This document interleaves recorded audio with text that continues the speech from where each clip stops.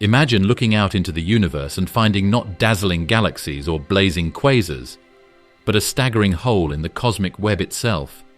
Nearly 1 billion light-years across, this vast emptiness contains far less matter than expected, bends the journey of light in strange ways, and even makes the afterglow of the Big Bang appear colder. This is the Eridanus Supervoid, the largest and most mysterious region of empty space ever mapped. It may hold crucial clues to how the universe built its web of galaxies. Join us as we journey inside the void. The CMB cold spot connection. The cold spot is a large and unusual feature in the cosmic microwave background, the faint radiation left over from the Big Bang. Over billions of years of expansion, this ancient light has stretched into the microwave range, and across the sky it appears mostly uniform. The small temperature variations, usually no more than 1 part in 100,000, are linked to the seeds of galaxies and clusters. The cold spot, however, is different. It is much larger, colder, and stranger than typical fluctuations, and it sits in the direction of the constellation Eridanus.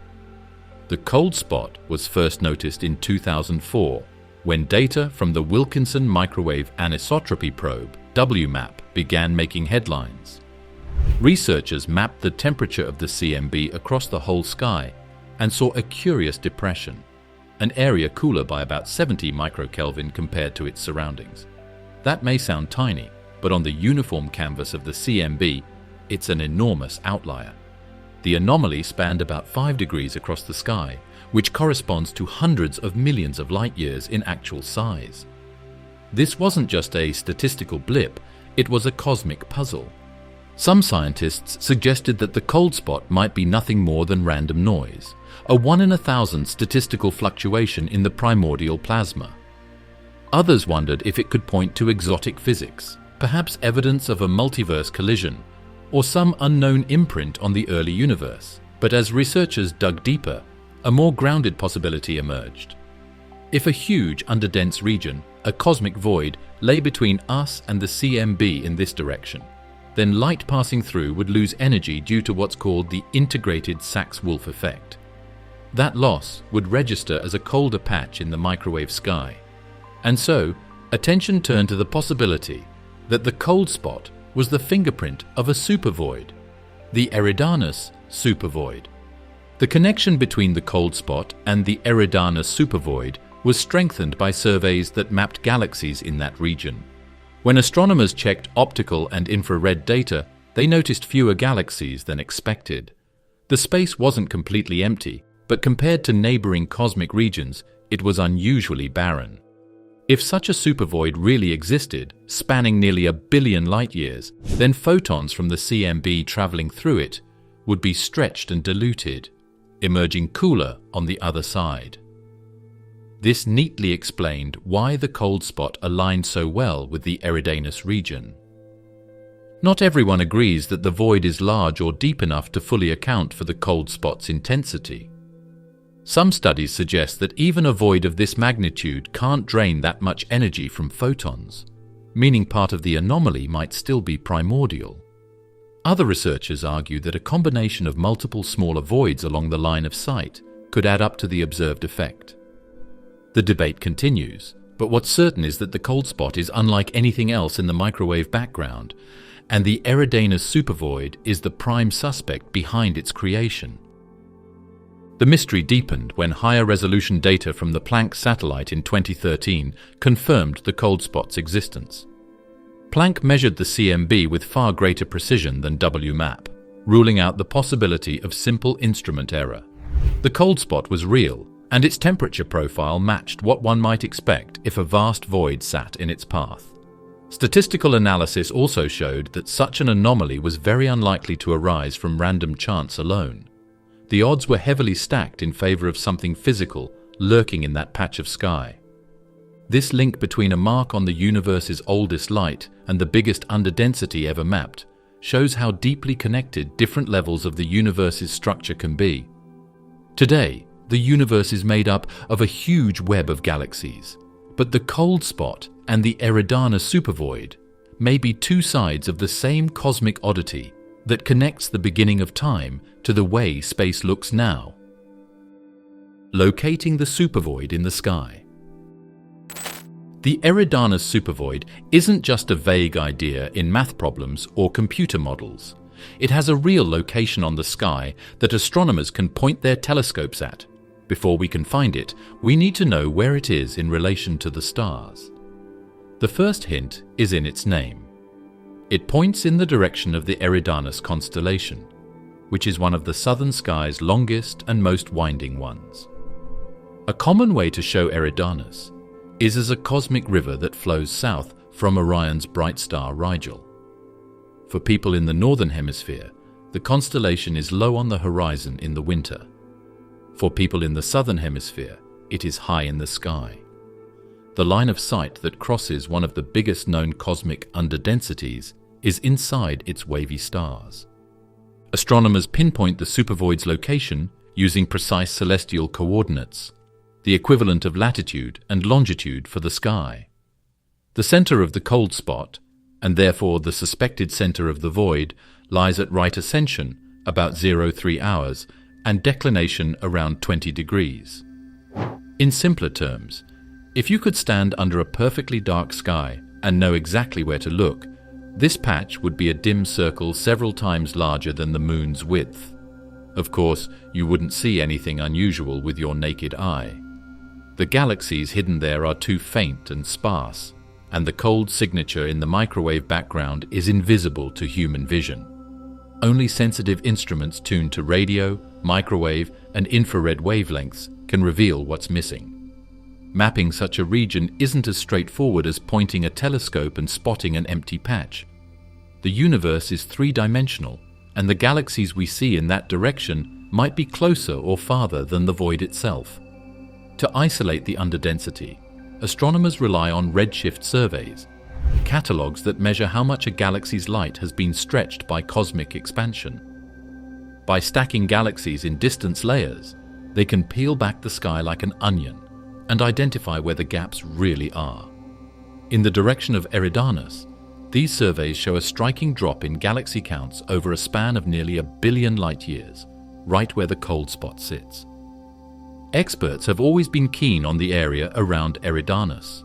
Besides the supervoid, the constellation is home to a number of interesting things, such as the Eridanus group of galaxies, the bright spiral NGC 1300, and a number of radio galaxies that have been studied in great detail. But when poles were zoomed out to the largest sizes, the background behind these features looked surprisingly empty. It looks like a part of the river dried up, leaving nothing but space-time nothingness behind. The contrast between nearby galaxy groups and the huge underdensity farther away makes this area very interesting for study.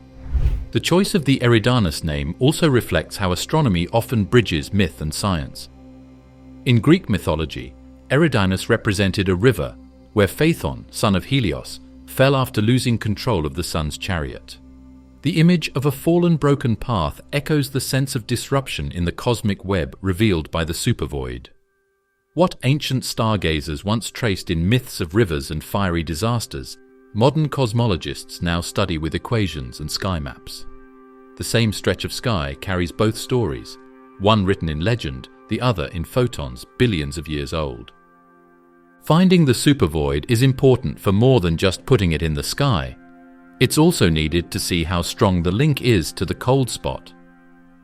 Astronomers could say that the overlap was just an accident if the void was slightly off-center, but the alignment is too exact. The biggest cold spot in the CMB is right where scans of galaxies show the biggest underdensity. This makes the idea that the two things are physically connected stronger. With better resolution and a wider range of coverage, future polls will confirm whether the void is really as centrally aligned as current data suggests. 1 billion light-year expanse. Scientists were shocked by the numbers they came up with when they first tried to figure out how big the Eridanus supervoid was. The underdense areas that make up the universe's large-scale structure are called cosmic gaps. They are usually about 100 to 150 million light-years across. Some of the bigger ones go up to 300 million. There is, however, something very different about the Eridanus Supervoid. It's almost 1 billion light-years across, which makes it possibly the biggest underdensity ever found. That's pretty crazy. Even if you could move faster than light, it would still take you 1 billion years to get from one side of the void to the other. That's bigger than 1/10 of the size of the universe we can see. Understanding just how big this is requires a look at how cosmic structure is organized. The universe resembles a vast web, where filaments of galaxies and clusters form the threads, and enormous voids make up the holes. Matter tends to flow along these filaments under the pull of gravity, leaving behind vast pockets of emptiness. But while emptiness is expected, the sheer span of Eridanus pushes the limits of what cosmologists thought possible. In the LCDM model, which describes the universe with cold dark matter and dark energy, voids this size are considered rare but not impossible. Even so, their extreme scale makes them standout test cases for whether our theories of cosmic evolution hold up. Measuring the void's size is no simple task.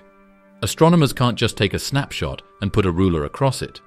Instead, they map galaxy distributions in 3 dimensions, using Redshift as a proxy for distance. As galaxies move away from us with the expansion of the universe, their light is stretched toward redder wavelengths. By recording thousands of redshifts across the sky, scientists reconstruct the cosmic scaffolding. In the direction of Eridanus, the pattern shows a striking gap, a low-density region spanning nearly 1 billion light-years. While galaxies do exist within it, they're far fewer and more sparsely distributed compared to neighboring regions.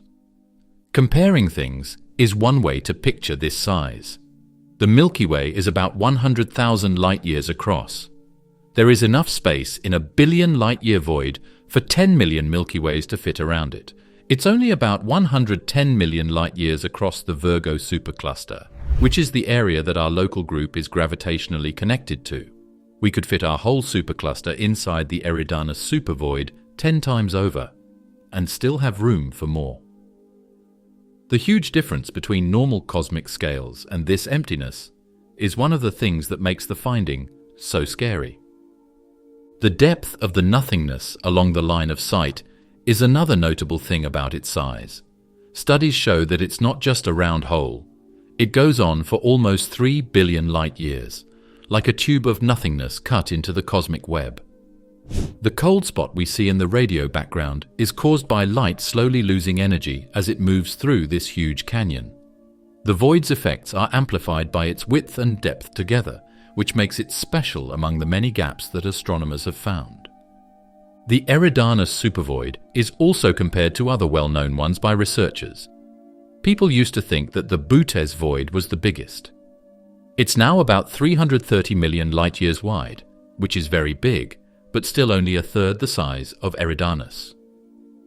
Other places, like the KBC void near our own galaxy, are also important, but they aren't even close to being 1 billion light-years away.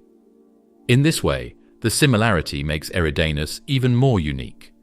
It's not just big. In the setting of cosmic voids, it changes what big means. Seeing such a huge building also makes me think about the limits of what we can see. To map something that is 1 billion light-years across, you have to work with galaxies that are very different in how red their light is. Some are pretty close, while others are getting close to the limits of what current poles can find. To tell the difference between the center and the background, you need to do a lot of careful statistical work. Multiple separate surveys, optical, infrared, and radio, have all come to the same result. This makes it more likely that the void is real and not just a trick of the eye. First detection methods. It wasn't all at once that the Eridanus Supervoid became famous. It was like most findings in cosmology. They came about slowly, from patterns that didn't seem to fit together, from hidden clues in streams of data that led to something amazing.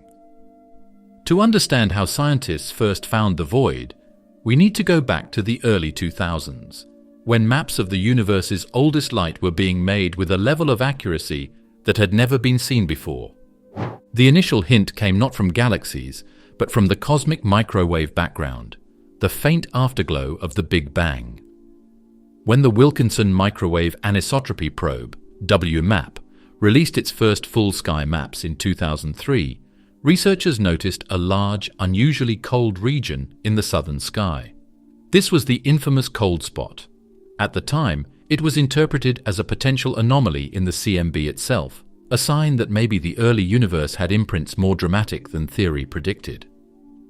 But as soon as the cold spot's size and depth were analyzed, scientists began wondering, could it be caused by something in the foreground? Something between us and the edge of the observable universe? This led researchers to begin cross-checking galaxy catalogues.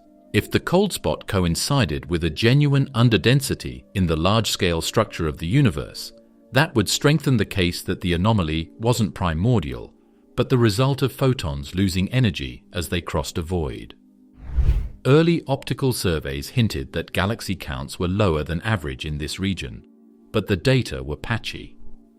Many parts of the southern sky hadn't been mapped in the same detail as northern regions covered by the Sloan Digital Sky Survey, so astronomers had to be cautious. Detection methods advanced as multiple approaches were combined. Radio surveys, which are less affected by dust and can penetrate to deeper distances, showed fewer radio galaxies in the cold spot's direction. Infrared surveys added more weight by revealing a similar drop in galaxy density. Each dataset on its own might not have been convincing. Together, they built a consistent picture. Something really was missing in Eridanus. But verifying that this was a void, and not just a quirk of incomplete surveys, meant measuring redshifts. Redshift tells astronomers how far away a galaxy is, allowing them to build a three-dimensional map. Early redshift studies suggested that the underdensity wasn't just a local gap of a few 100 million light-years, but extended far deeper, stacking into one of the largest voids ever measured. By layering redshift slices, scientists could see that the galaxy desert lined up precisely with the cold spot in the CMB. They weren't just trying to find fewer galaxies at this point. They became about showing that there was a statistical effect. Researchers said that the area around Eridanus was like controlling parts of the sky. Was the drop in galaxies very big compared to the rest of the universe? Did different poles agree? The proof built up over time. There was no chance. This really was a part of the cosmic web. The breakthrough came when researchers started using the integrated Sachs-Wolfe effect as a diagnostic. This effect predicts that photons passing through large voids lose energy because the gravitational potential wells they enter and leave are slightly different in an expanding universe. By looking at how the cold spot's temperature aligned with galaxy maps, scientists could quantify whether the signal matched what a void should produce. Although the debate remains over whether the Eridanus Supervoid alone is enough to explain the full depth of the cold spot, the detection methods clearly demonstrated that a vast underdensity exists in that direction. This process shows how cosmology often works. Anomalies in one dataset prompt cross-checks with others. Microwave maps suggest something unusual, so astronomers look to optical counts. Optical counts are checked with infrared and radio surveys. Then redshift measurements confirm depth. Finally, statistical tests determine whether the anomaly is genuine. Each step narrows the possibilities until a coherent picture emerges. WMAP's contribution. The Wilkinson Microwave Anisotropy Probe, or WMAP, is an important part of the story of the Eridanus Supervoid. When it was launched in June 2001, WMAP was meant to make the most accurate picture of the cosmic microwave background, CMB, that had been made up to that point. The CMB is the dim glow that was left over from the Big Bang. It has been stretched into microwaves over 13.8 billion years of expanding space. Since WMAP wasn't around yet, the COBE satellite from the 1990s had the best CMB data. It showed big changes in temperature but not enough information. That was never the same after WMAP. Operating from a stable orbit around the Earth-Sun L2 point, about 1.5 million kilometers from Earth, WMAP scanned the sky continuously, measuring temperature fluctuations in the CMB to an accuracy of millionths of a degree. These fluctuations encode information about the early universe, its age, geometry, composition, and the seeds of galaxies that formed billions of years later. By 2003, WMAP's first data release shocked the scientific community with its precision and clarity. Among the intricate patterns of hot and cold spots in the microwave sky, one anomaly stood out: the cold spot in the constellation Eridanus. WMAP's detection of the cold spot was the first time scientists realized that something unusual lurked in that patch of sky. The cold spot was significantly larger and colder than the random statistical variations expected from standard cosmology. It wasn't just a small ripple, it covered about 5 degrees across the sky, making it roughly 10 times the size of the full moon. The temperature difference was about 70 microkelvin colder than average, a massive deviation on the otherwise smooth canvas of the CMB. This set off alarms. Either WMAP had stumbled upon an instrumental error, or it had revealed a genuine cosmic mystery. The mission's designers were confident in WMAP's sensitivity and calibration.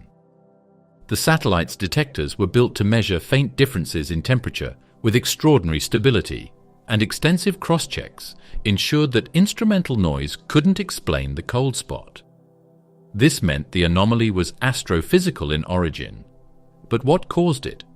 At first, explanations range from statistical fluke to exotic physics. Some even speculated it might be a signature of a collision between our universe and another in a multiverse. Yet as more data rolled in, astronomers began exploring more grounded possibilities. One leading hypothesis was that the cold spot was caused by a massive underdensity in the foreground, the Eridanus Supervoid. WMAP's cold spot map provided the coordinates and boundaries that future galaxy surveys would target. In this sense, WMAP didn't just discover an anomaly, it gave cosmologists a roadmap to investigate one of the largest structures ever found in the universe.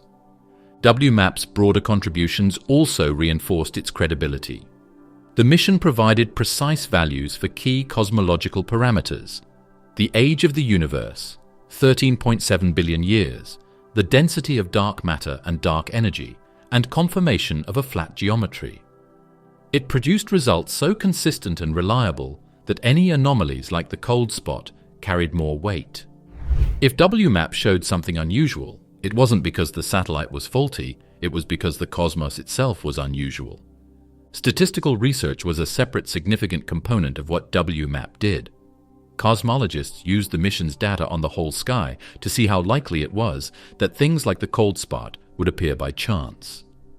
The findings showed that random changes in the CMB could cause cold spots, but it was statistically very unlikely for one as big and noticeable as the Eridanus cold spot to happen, less than a 1% chance. This made the case stronger that a real thing, like a supervoid, was to blame. WMAP also set the stage for the Planck satellite, launched in 2009, which would later confirm the cold spot with even greater resolution. But without WMAP, Planck might never have had such a clear target to test. In that sense, WMAP was the trailblazer, the first mission to put the Eridanus anomaly on the map and force cosmologists to confront its implications. Beyond the cold spot, WMAP's enduring legacy was its ability to show how detailed microwave background studies could connect with the large-scale structure of the universe. The cold spot, once just a patch on a microwave sky map, became linked to a real billion light-year underdensity thanks to the foundation WMAP laid. The mission proved that precision cosmology could uncover mysteries far beyond its original goals. Planck's confirmation. If WMAP was the first to notice the cold spot, it was the Planck telescope that proved it to be real. Before it was launched by the European Space Agency in 2009, Planck didn't have nearly as sensitive of sensors. Planck was able to zoom in on the sky and see changes in temperature as small as 0.07 degrees, while WMAP could only see changes as small as 0.2 degrees across the sky. For cosmologists, Planck was the best way to look at the CMB, and it quickly became the only way to tell for sure if strange things like the cold spot were real or just random noise. By 2013, When Planck released its first all-sky maps, the cold spot remained stubbornly in place. This was no illusion.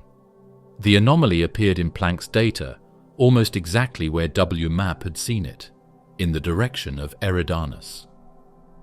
The shape, size, and temperature depression matched WMAP's findings, but with sharper definition. Planck's detectors measured the cold spot as being about 70 microkelvin colder than its surroundings, confirming that this wasn't a calibration error or a scanning artifact. The fact that two independent missions, using different instruments and analysis pipelines, saw the same anomaly ruled out technical problems once and for all. Planck's contribution went beyond simply confirming the cold spot's existence. With its higher resolution and broader frequency coverage, it allowed scientists to test whether foreground effects, such as dust, galactic emissions, or other sources of noise, could explain the anomaly. The answer was no. Planck's multi-frequency observations cleaned away foreground contamination, leaving the cold spot intact. That meant the anomaly was cosmological in origin, tied to the large-scale structure of the universe or the physics of the early cosmos itself. One of the most significant activities Planck did was improve the cold spot's statistical weight. While WMAP had already shown that the event was unlikely, Planck's more detailed data made it possible for cosmologists to get a better idea of how likely it was to happen. The result was shocking. There was a less than 1% chance that such a big, cold trait would appear by chance alone, and some studies found that number to be even lower. This made people even more sure that the signal was coming from something real. The Eridanus Supervoid became the prime suspect.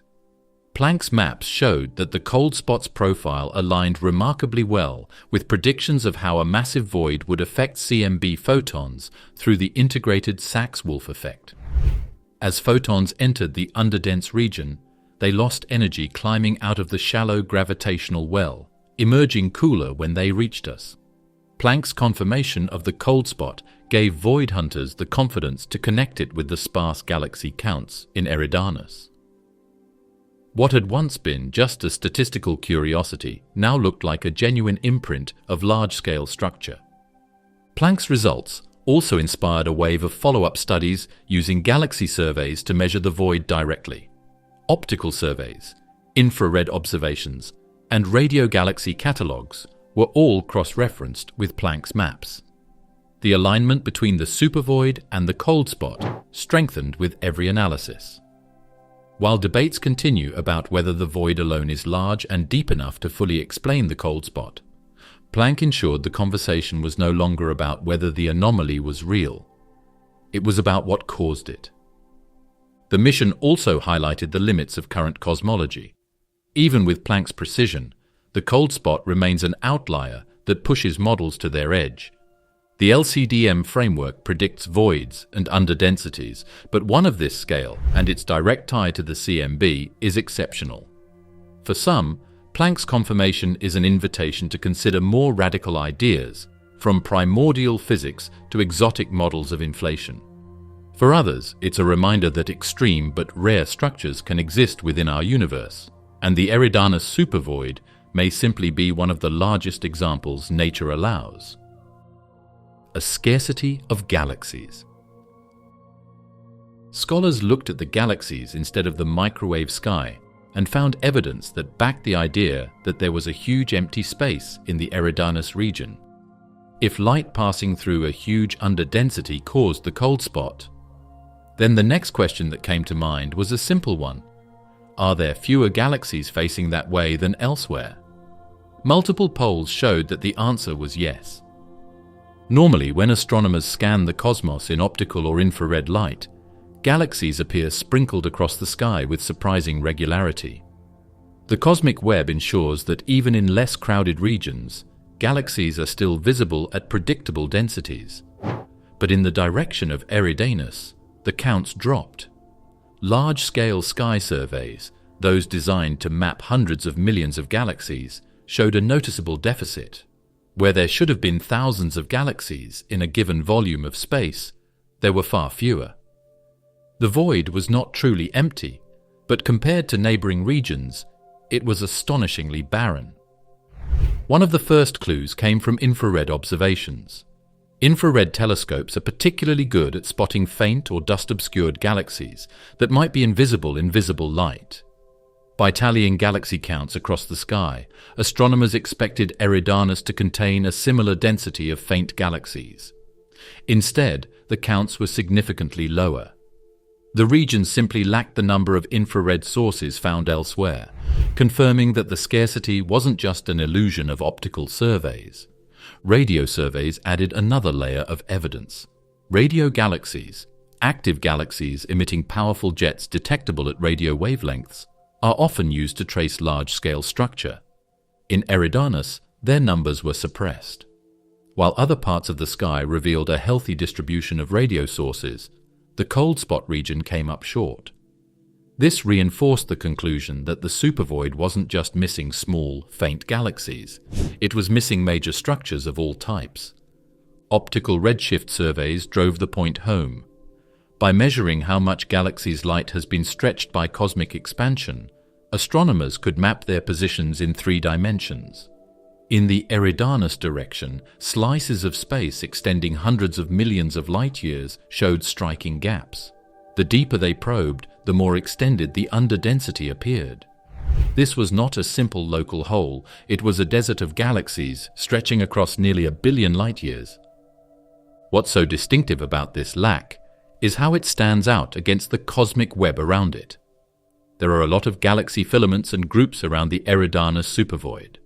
There are, however, big gaps between the buildings when the line of sight goes into the void. Imagine driving from a busy city out into the middle of nowhere, past thousands of miles of sparse, spread-out towns. That's the same thing as going into the Eridanus region in terms of space. The lack of galaxies also translates into a lack of galaxy clusters. Normally, clusters, massive groupings of hundreds or thousands of galaxies bound together by gravity, light up the sky in X-ray surveys thanks to hot gas trapped in their gravitational wells. But in Eridanus, very few clusters are found. This absence reinforces the idea that the region is underdense in every respect.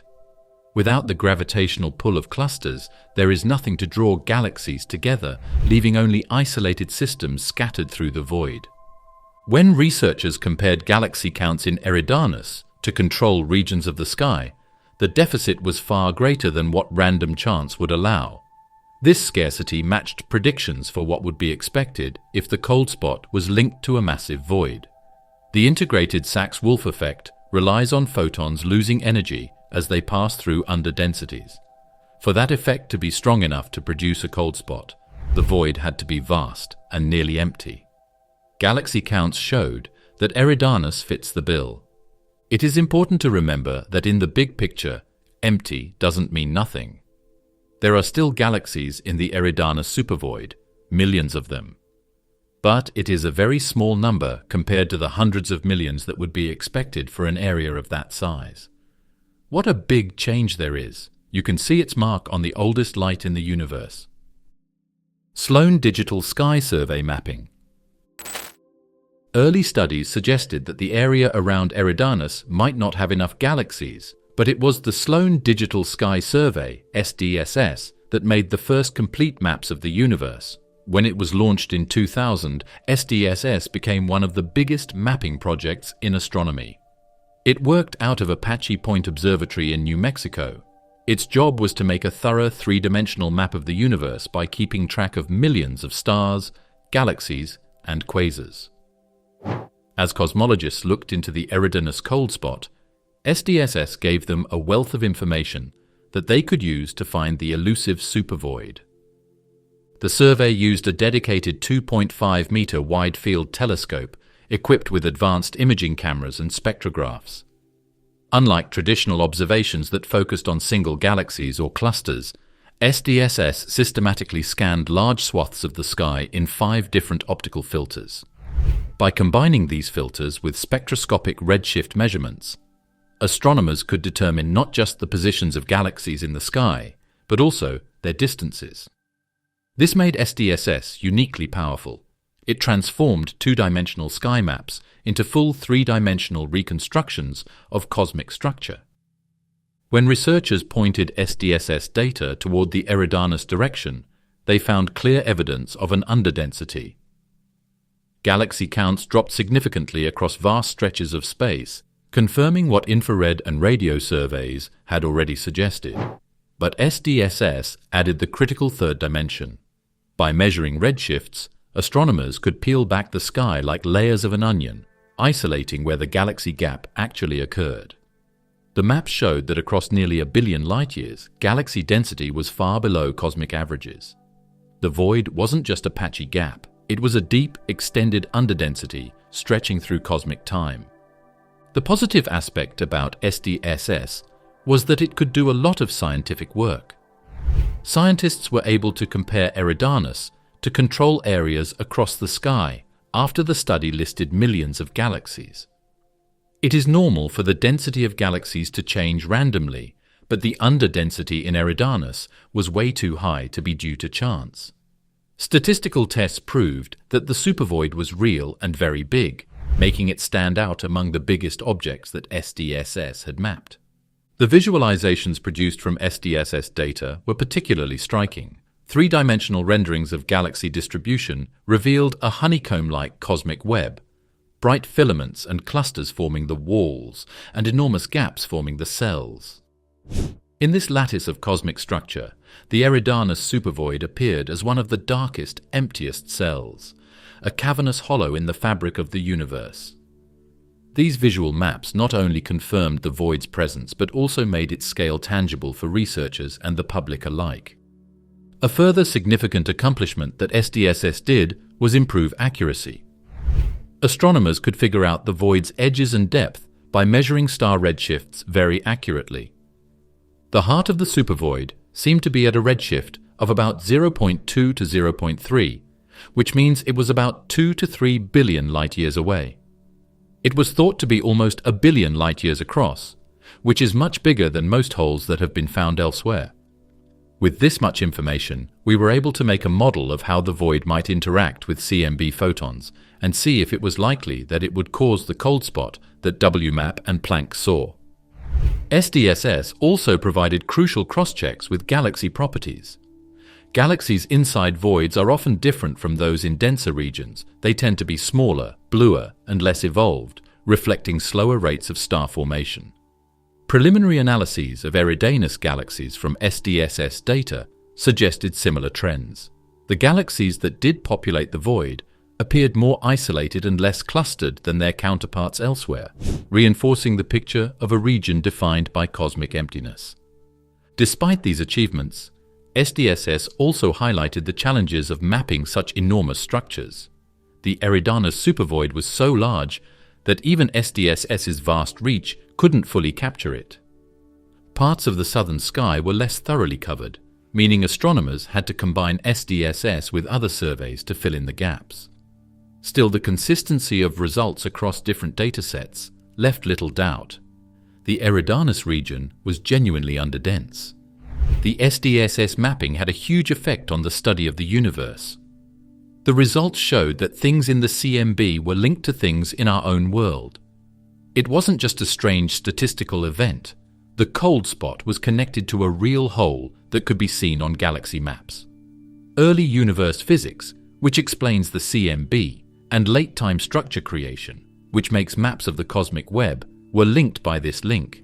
The SDSS helped turn a strange event into a real part of the universe by connecting the cold spot to the Eridanus Supervoid, comparing typical voids to supervoids. There are a lot of voids in the world.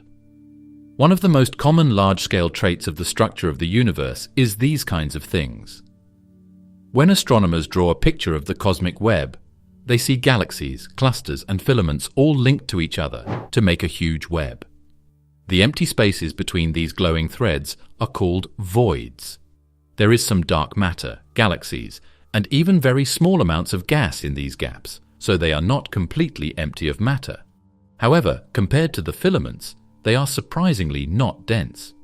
However, the Eridanus Supervoid is not like the other ones. We need to see how different it is from a normal cosmic void in order to fully grasp how amazing it is. Ordinary voids usually span between 30 and 150 million light-years across. They are roughly spherical or ellipsoidal regions where galaxy density is 10 to 20% lower than the cosmic average. Such voids are the building blocks of the universe's honeycomb-like structure, helping define the filaments that surround them. Astronomers have catalogued thousands of these voids using surveys like the Sloan Digital Sky Survey and the 2DF Galaxy Redshift Survey. Together, they paint a picture of a universe where emptiness and structure coexist in balance. Supervoids are the rare outliers, structures hundreds of millions of light-years wide that dwarf ordinary voids. They form when multiple neighboring voids merge into one massive underdensity. The Butas void, for example, discovered in the 1980s, is about 330 million light-years wide and was long considered one of the largest known. Yet even the Butas void pales in comparison to Eridanus. At nearly 1 billion light-years across, the Eridanus Supervoid is 3 times larger, making it arguably the largest underdensity ever mapped. The scale difference is not just numerical, it has profound consequences. For ordinary voids, their effect on light passing through is small. Photons lose a tiny bit of energy when crossing these regions, but the change is usually drowned out by other cosmic signals. In contrast, a supervoid the size of Eridanus has enough depth and width to leave a measurable imprint on the cosmic microwave background. That's why the cold spot, visible in the CMB, lines up so well with the Eridanus Supervoid. No ordinary void could produce such a dramatic effect. The galaxy populations also differ. In small voids, galaxies tend to be isolated but still relatively common. In supervoids, galaxies are extremely sparse. Those that exist are often younger, bluer, and less massive than their cousins in dense clusters. This difference in evolution provides a natural laboratory for studying how the environment shapes galaxies. The Eridanus Supervoid, in particular, offers a chance to study galaxies that have evolved in near-total isolation for billions of years. By comparing these galaxies to those in denser regions, astronomers can test theories of star formation, gas accretion, and dark matter distribution. Rarity is an additional crucial difference. The degree CDM model is likely to have ordinary gaps.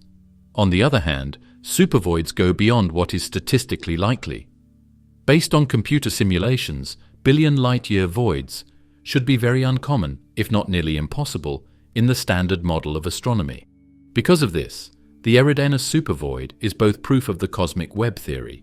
It shows that big voids do exist, and a problem: its size is so huge.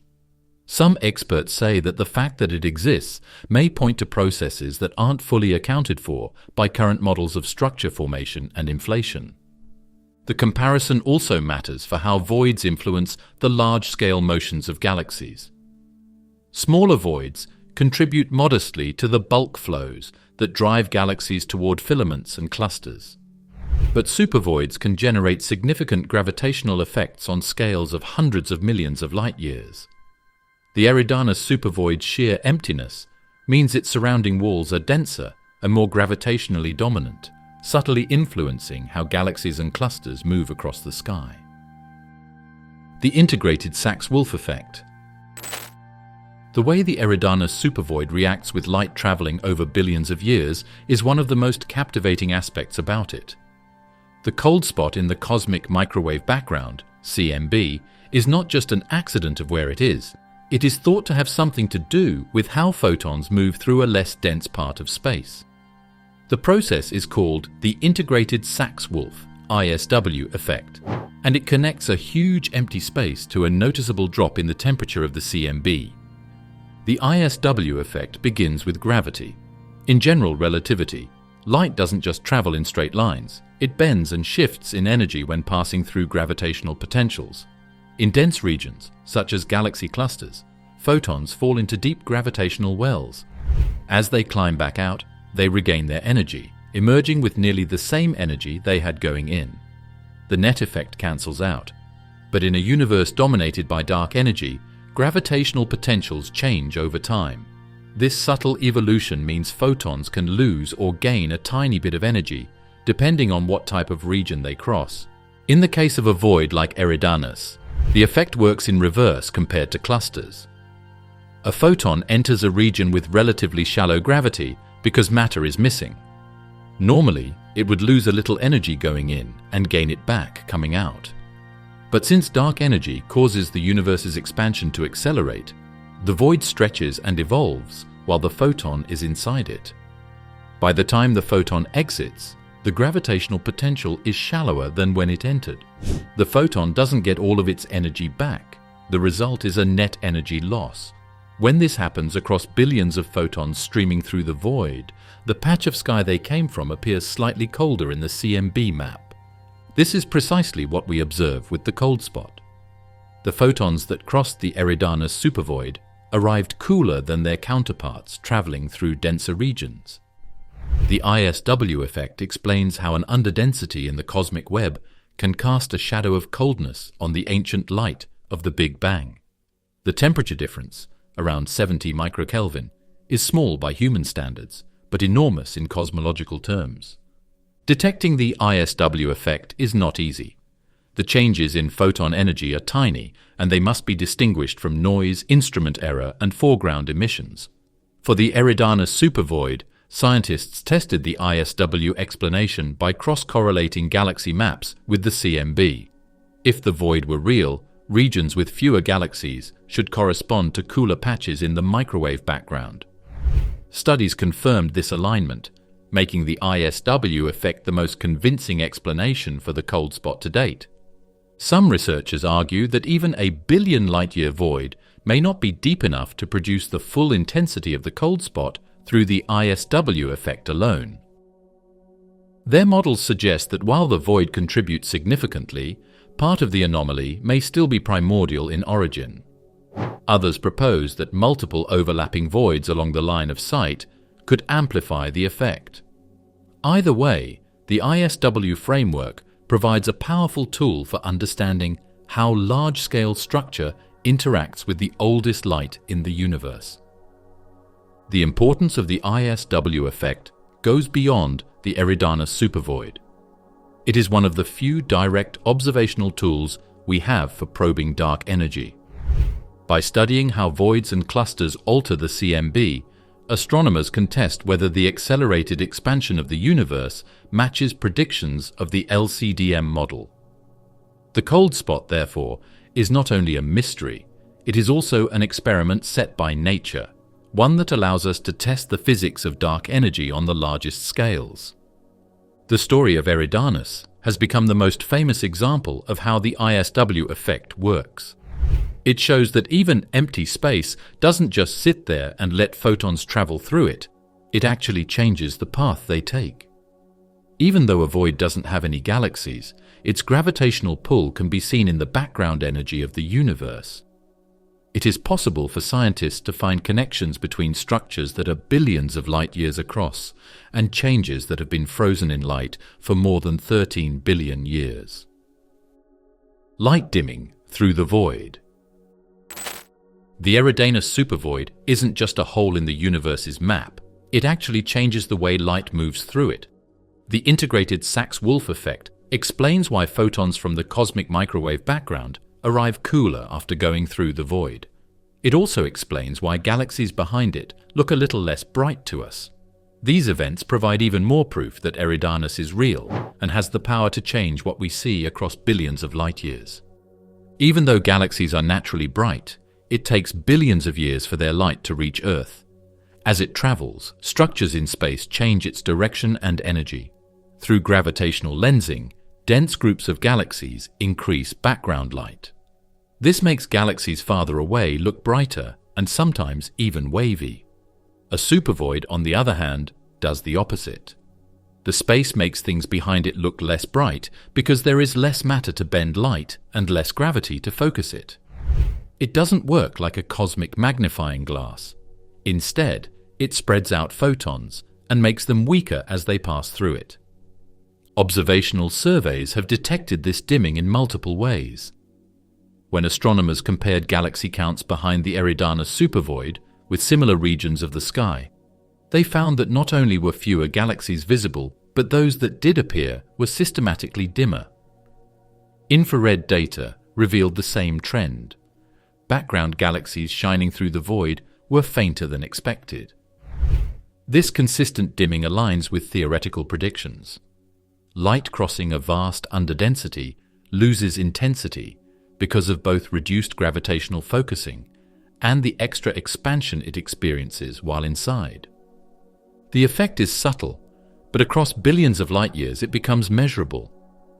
Imagine shining a flashlight through a foggy canyon where the walls are farther apart than normal. The light doesn't vanish, but it spreads, reaching the far end less concentrated. In cosmic terms, the walls are the surrounding filaments of galaxies and dark matter, and the canyon is the Eridanus Supervoid. The result is a dilution of brightness, noticeable when astronomers tally and measure galaxies on the far side. This dimming also provides indirect evidence about dark matter. Since dark matter contributes to gravitational lensing, its absence inside the void magnifies the dimming effect. Where clusters full of dark matter boost brightness by bending light, the void suppresses it by removing that lensing influence. The result is a fainter sky, an observational signature of emptiness itself. It is hard for cosmologists to measure this dimming. To make sure that the lower brightness isn't due to effects in the area, telescopes have to carefully look at things like dust, device sensitivity, and foreground contamination. But trust grows when 3 different surveys, optical, infrared, and radio, all come to the same conclusion. The Eridanus Supervoid always has less light at different wavelengths, which supports the idea that we are looking through a real area of nothingness. The dimming of background galaxies also deepens the link between the void and the cold spot. If photons from the CMB lose energy crossing Eridanus, then it stands to reason that photons from galaxies behind it would also emerge slightly less energetic. This is exactly what is observed. The two effects, cooling and dimming, are two sides of the same coin, both pointing to the same culprit, a massive supervoid stretching nearly 1 billion light-years across.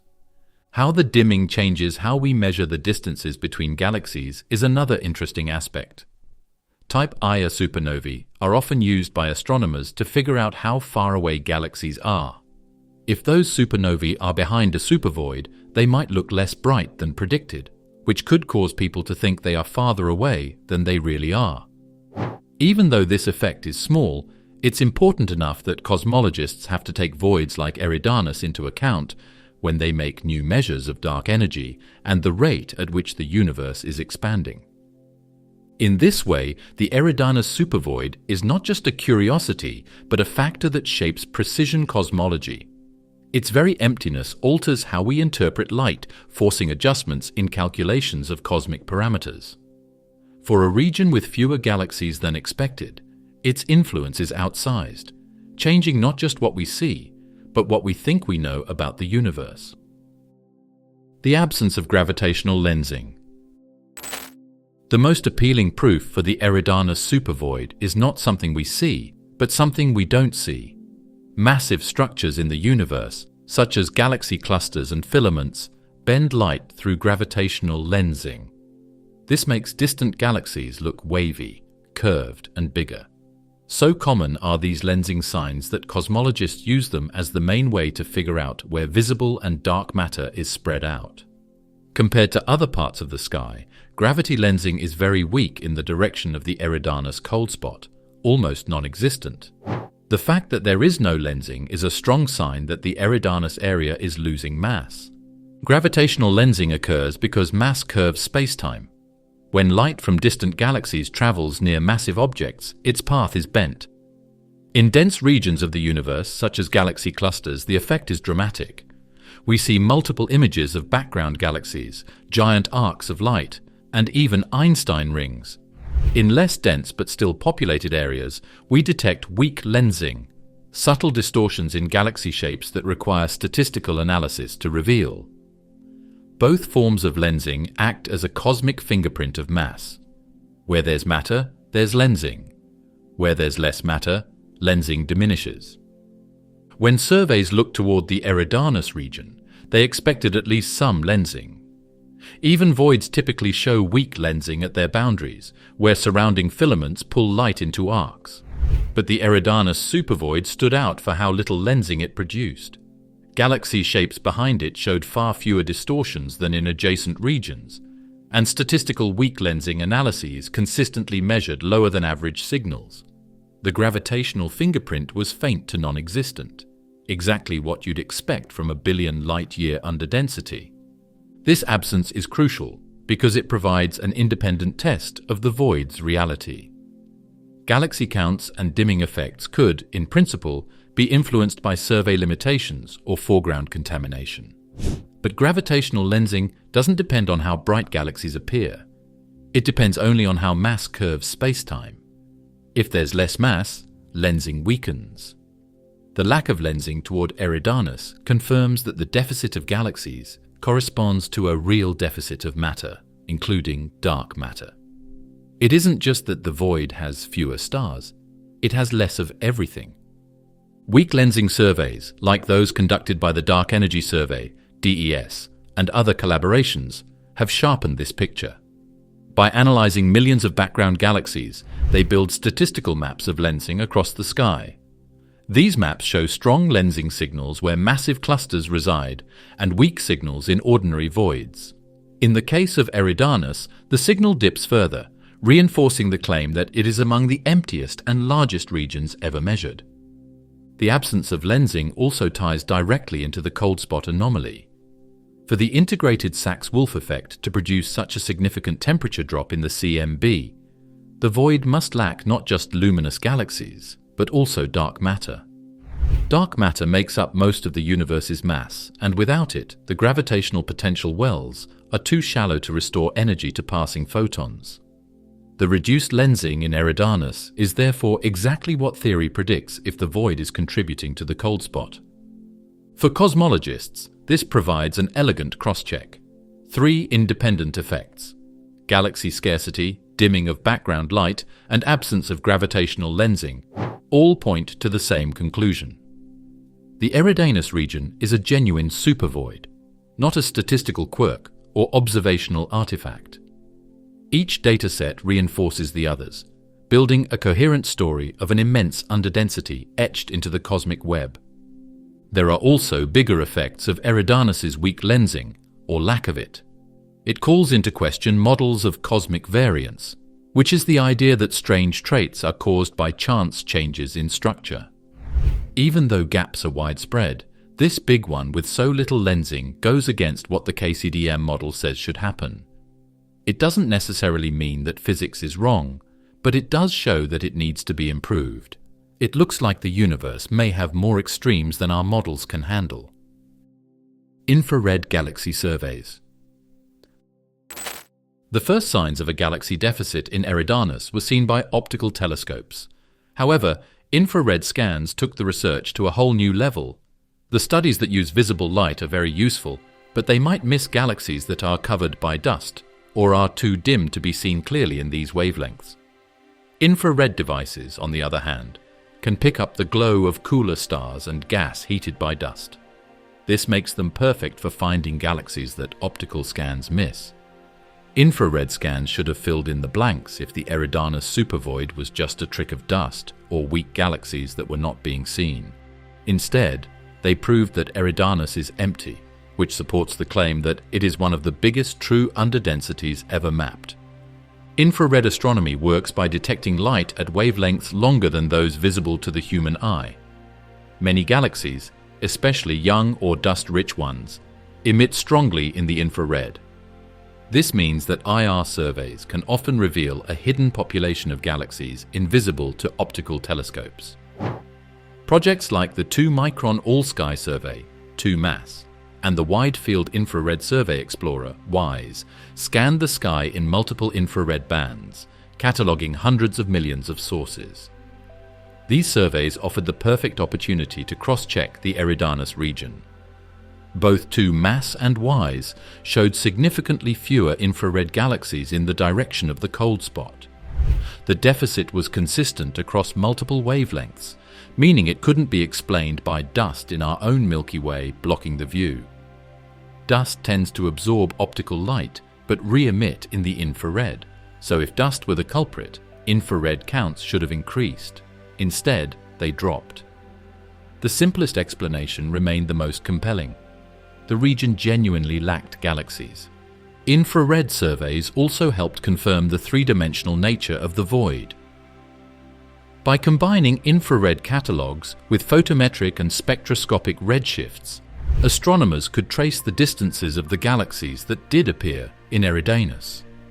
The redshift layering showed that the underdensity wasn't just a local patch a few hundred million light-years deep.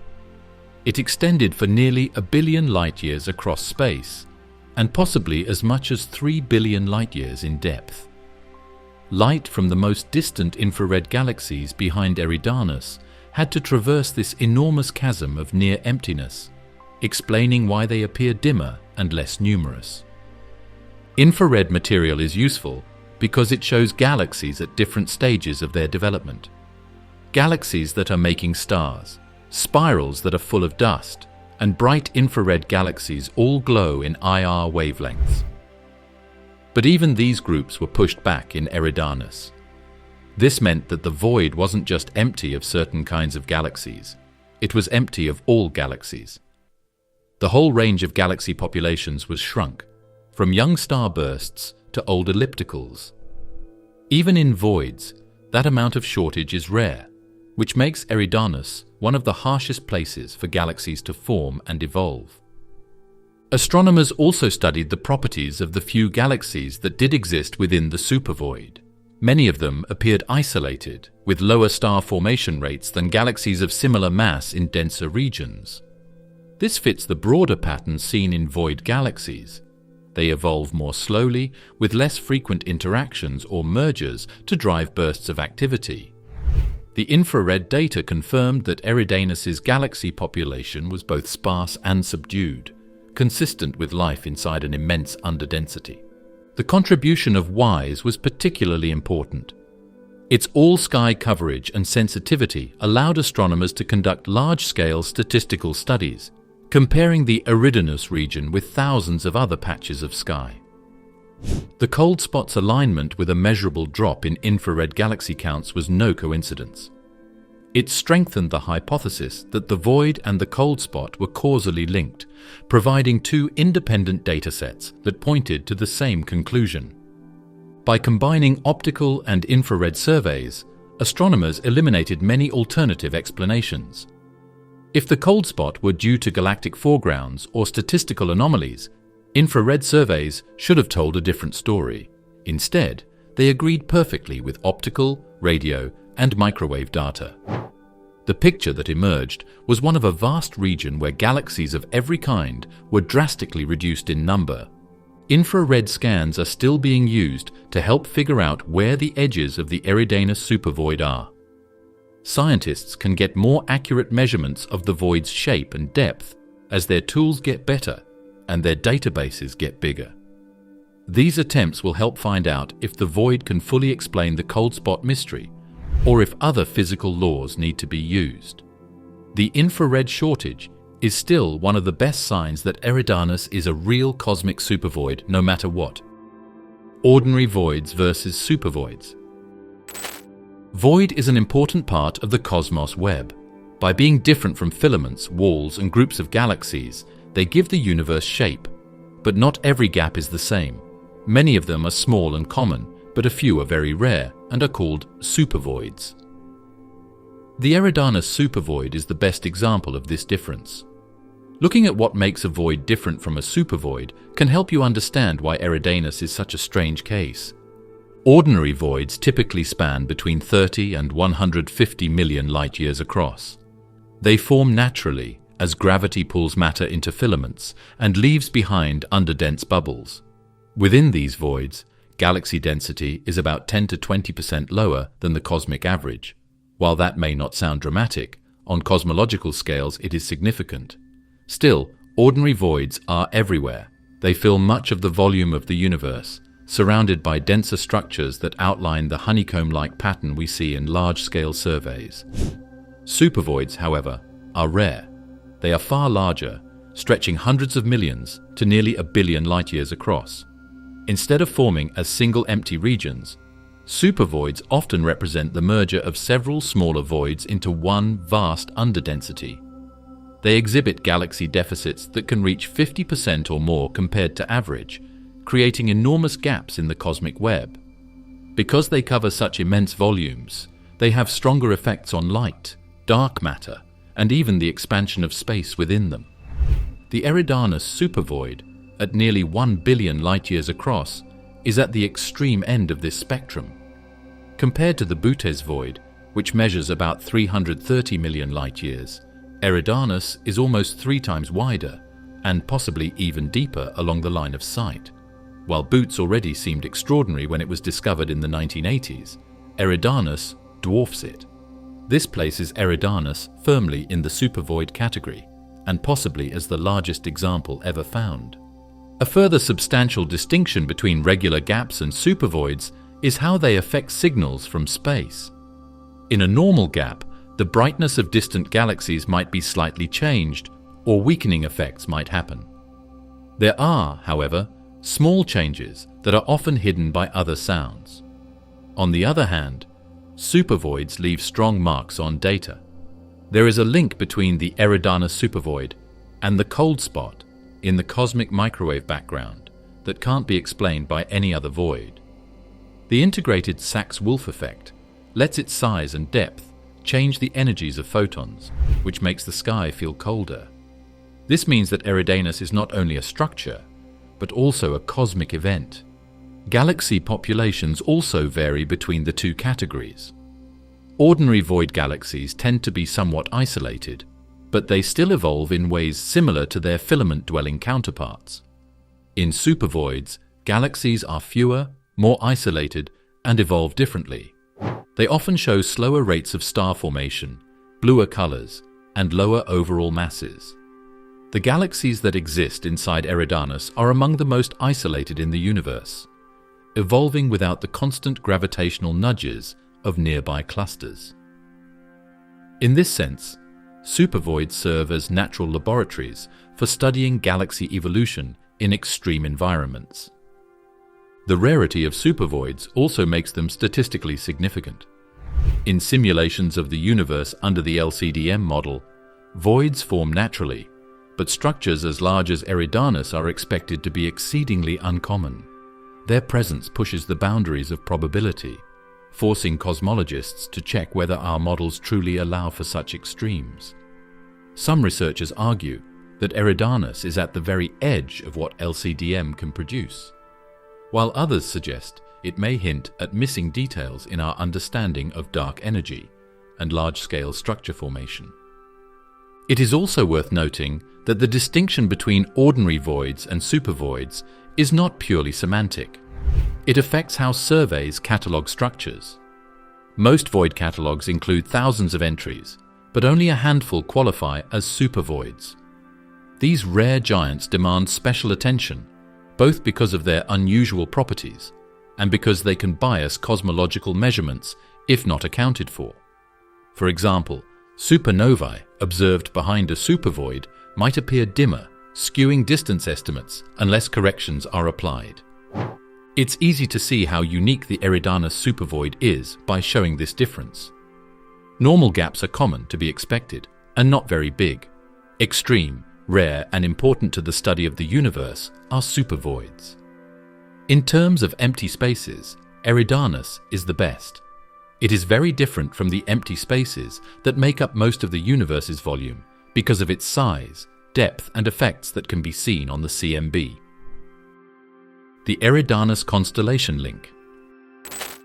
There is a direction in the sky that the Eridanus Supervoid is tied to, and that direction is the constellation Eridanus. This is one of the longest star patterns in the night sky. It runs across more than 50 degrees, from the foot of Orion to the south in a winding path of faint stars. Eridanus might not stand out to casual stargazers because it doesn't have the bright star patterns of Orion or Scorpius.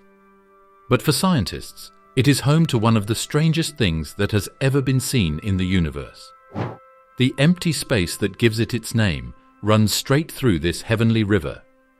The constellation Eridanus has deep mythological roots. In Greek mythology, Eridanus was considered a great river, sometimes associated with the Po or the Nile.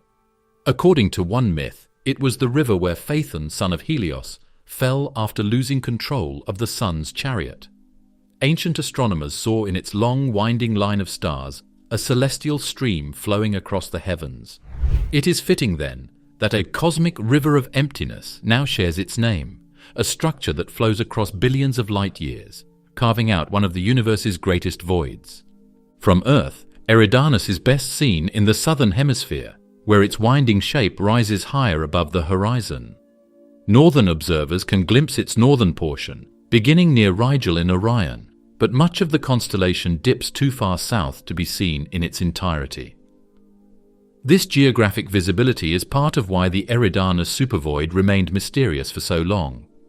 Earlier surveys concentrated on the northern hemisphere sky, leaving parts of Eridanus less thoroughly mapped until wide-field surveys became global.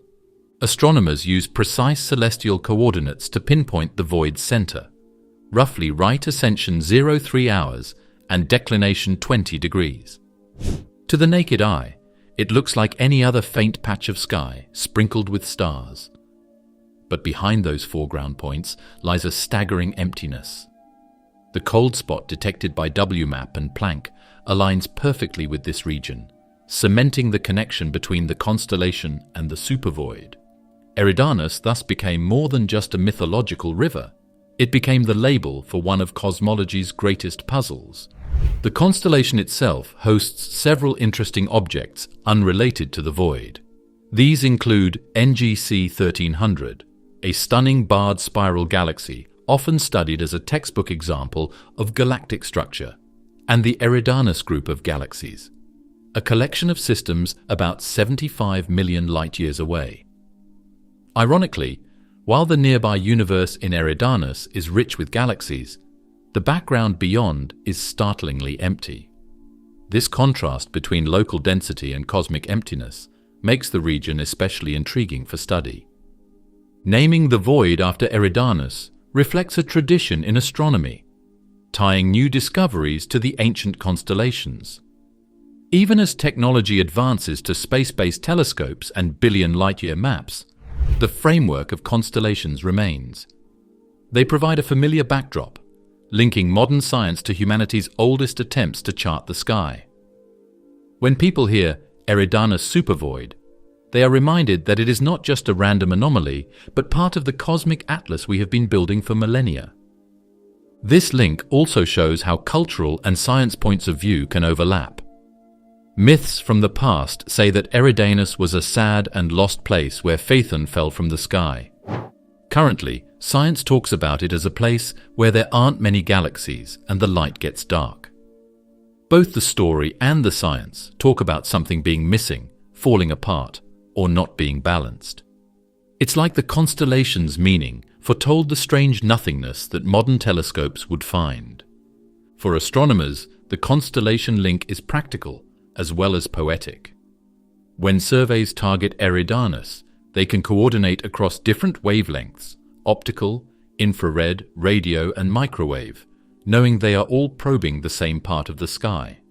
This has allowed independent teams around the world to build a consistent picture of the void.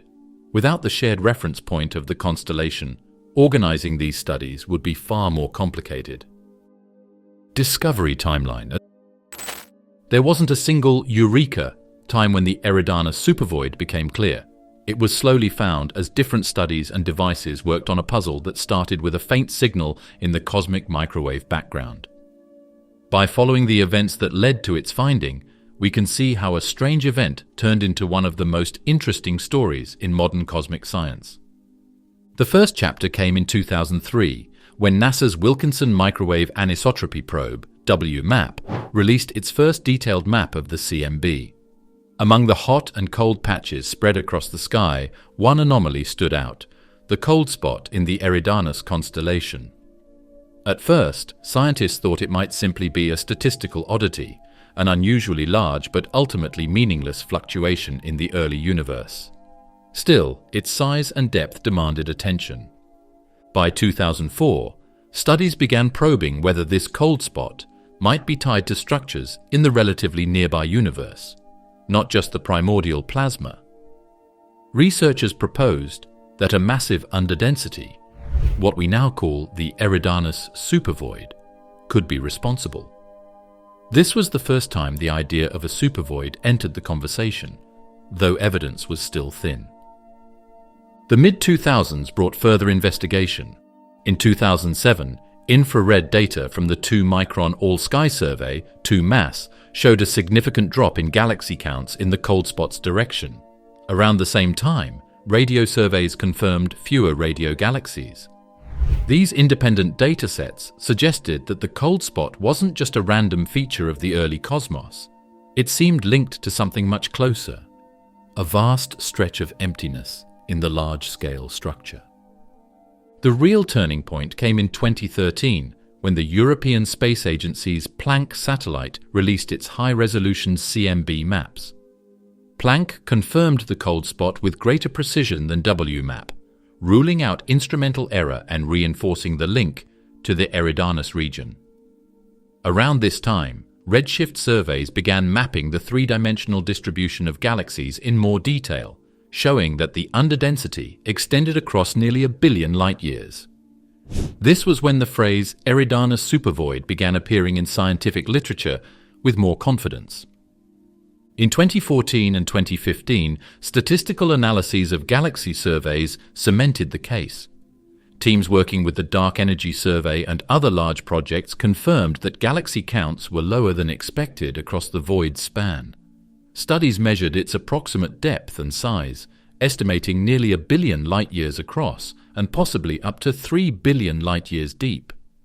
These numbers made Eridanus the largest void ever catalogued.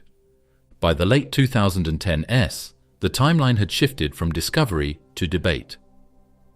Papers asked whether the void was truly large enough to explain the full cold spot via the integrated Sachs-Wolfe effect.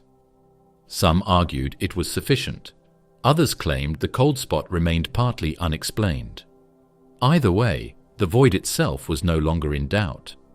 It had been mapped across optical, infrared, and radio surveys, and its effects had been observed in both galaxy counts and gravitational lensing, or rather, the lack thereof. The 2020s brought refinement.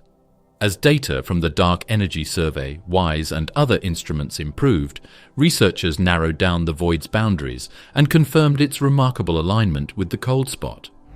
Simulations also began testing how unusual a void of this size would be under the LCDM model. Some suggested it was at the very edge of probability, hinting at new physics, while others argued that rare events are still possible in a vast universe. The plan for finding the Eridanus Supervoid is like a detective story that goes on for 20 years. It started with the cold spot on WMAP, picked up speed with infrared and radio studies, was proven with Planck, and hit full maturity with galaxy redshift mapping. Every stage gave us new information, new ways to do things, and more trust. What began as a faint oddity is now one of the most studied areas in all of science. Voids and CMB anisotropies. A dim glow from only 380,000 years after the Big Bang is called the cosmic microwave background, CMB. It is often called the baby picture of the universe. There are some bumps though. Instead, it has tiny changes in temperature called anisotropies that show the beginnings of all future structures in the universe. Some of these anisotropies were left behind in the early universe because of changes in the density of the primordial plasma. Others, though, are secondary and are caused by photons reacting with very big structures billions of years after the event. This last group includes the Eridanus Supervoid. Its huge underdensity has an effect on the CMB that shows how delicate the link is between cosmic gaps and anisotropies. To understand how voids affect the CMB, we need to recall how photons travel. CMB photons have been streaming freely through the cosmos for over 13 billion years, but their journey is anything but uneventful. They pass through clusters, filaments, and voids, and each interaction leaves subtle imprints. In dense regions, gravitational wells can cause photons to gain and then lose energy, usually cancelling out. In underdense regions, such as voids, the opposite occurs. Photons lose energy overall, thanks to the evolving gravitational potential caused by dark energy. This is the integrated Sachs-Wolfe (ISW) effect, and it directly links voids to anisotropies. Ordinary voids, being relatively small, produce only slight ISW signatures. Their effect on the CMB is real but subtle, detectable only by stacking data from thousands of voids in statistical studies. The Eridanus Supervoid, however, is exceptional. Its sheer size and depth make it capable of imprinting a visible cold patch directly onto the microwave sky. This is why the cold spot stands out. Unlike other anisotropies that require statistical treatment, the Eridanus anomaly is large enough to be seen with the naked eye in a CMB map. The cold spot is the clearest demonstration of how voids can create secondary anisotropies. Its alignment with the Eridanus Supervoid strongly suggests a causal link. Photons crossed 1 billion light-year under density, lost energy, and reached us colder than expected.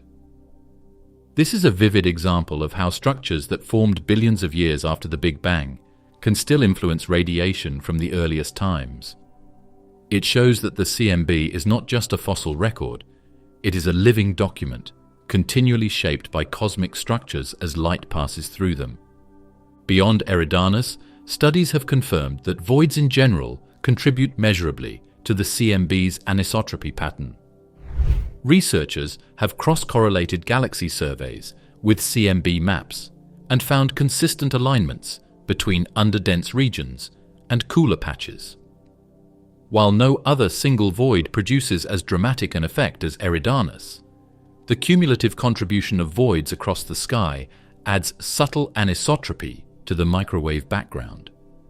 These studies serve as independent confirmation of dark energy, since the ISW effect only occurs in a universe with accelerating expansion. Without dark energy, gravitational potentials would remain static, and photons would not lose energy when crossing voids. This link between gaps and anisotropies is very significant for the study of the universe.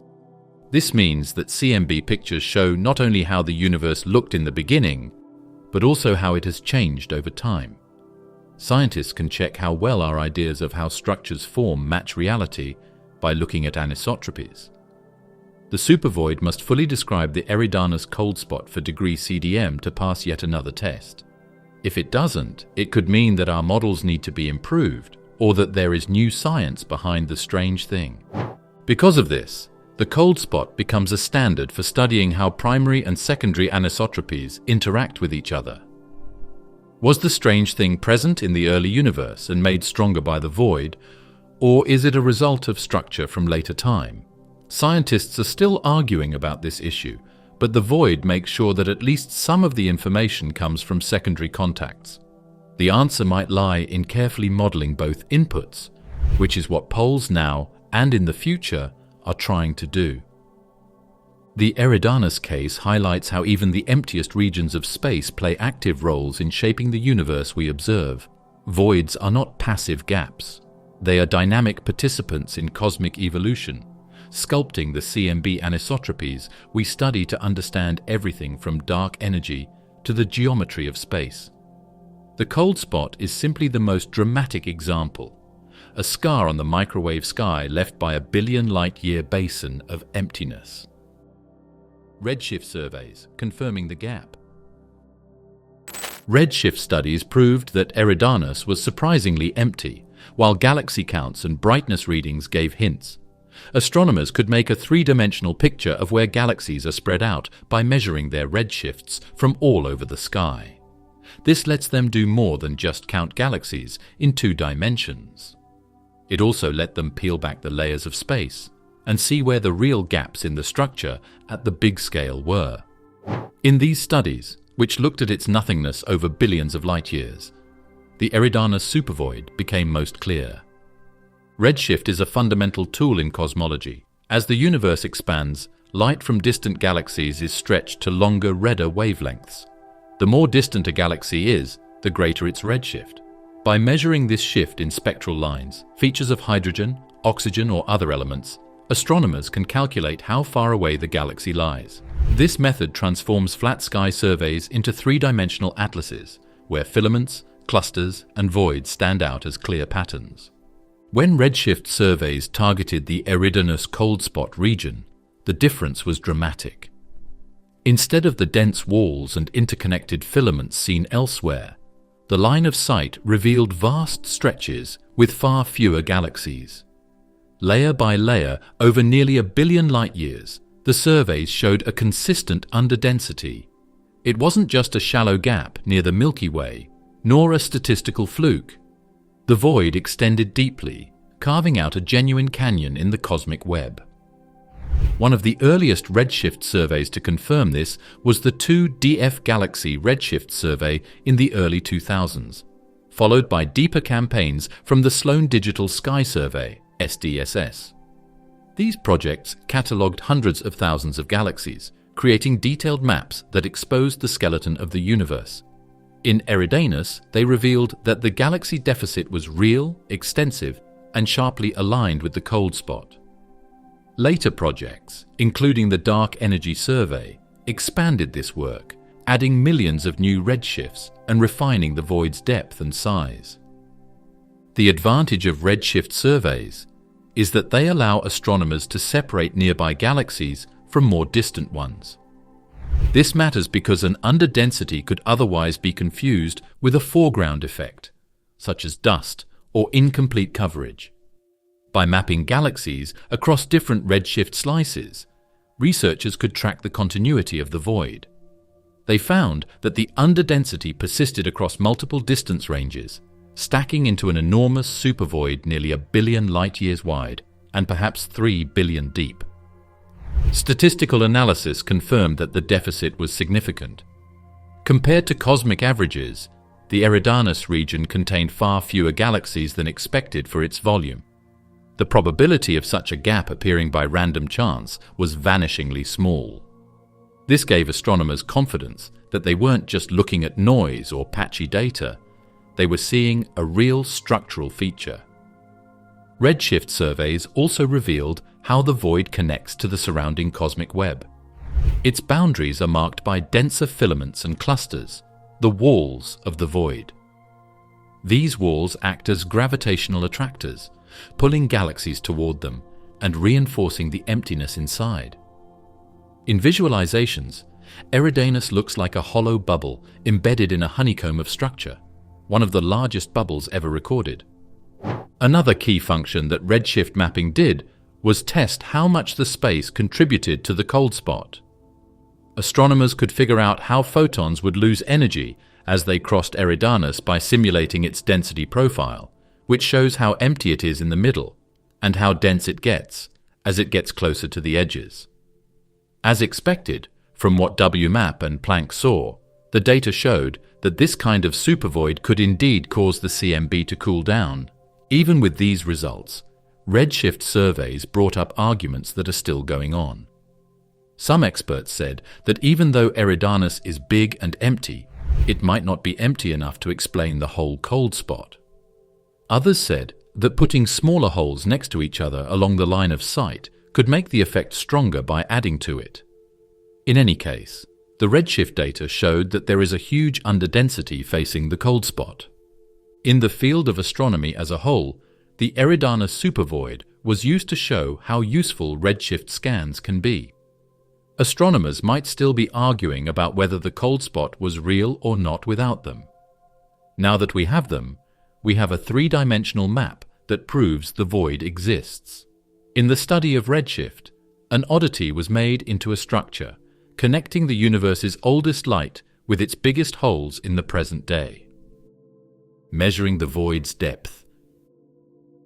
The Eridanus Supervoid is said to be almost 1 billion light-years wide, which is already a huge number. But what makes it even more amazing is its depth, or how far it goes along our line of sight. Based on measurements, the void may be almost 3 billion light-years long from front to back. This means it is not only very wide, but also very deep. Before we can understand what this means, we need to know how these kinds of readings are made and why they're important for astronomy. Depth in this context refers to the distance range over which the void remains underdense.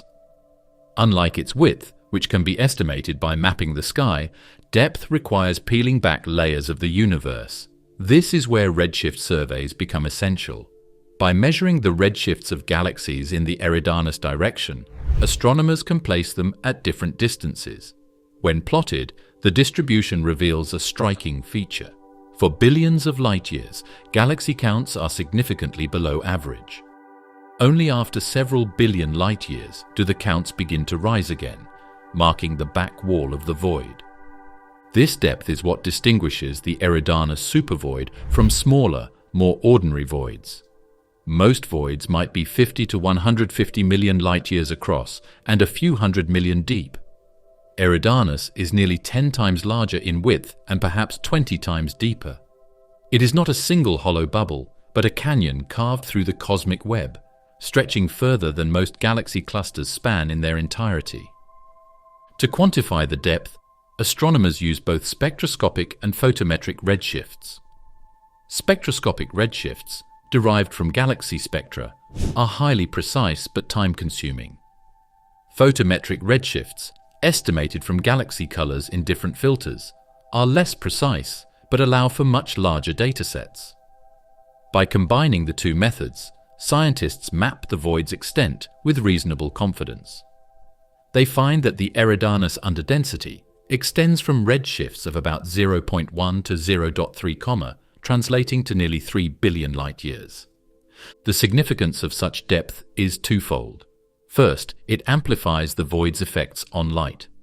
Photons crossing a shallow void might lose a tiny bit of energy, but those traveling through billions of light-years of emptiness accumulate a larger deficit.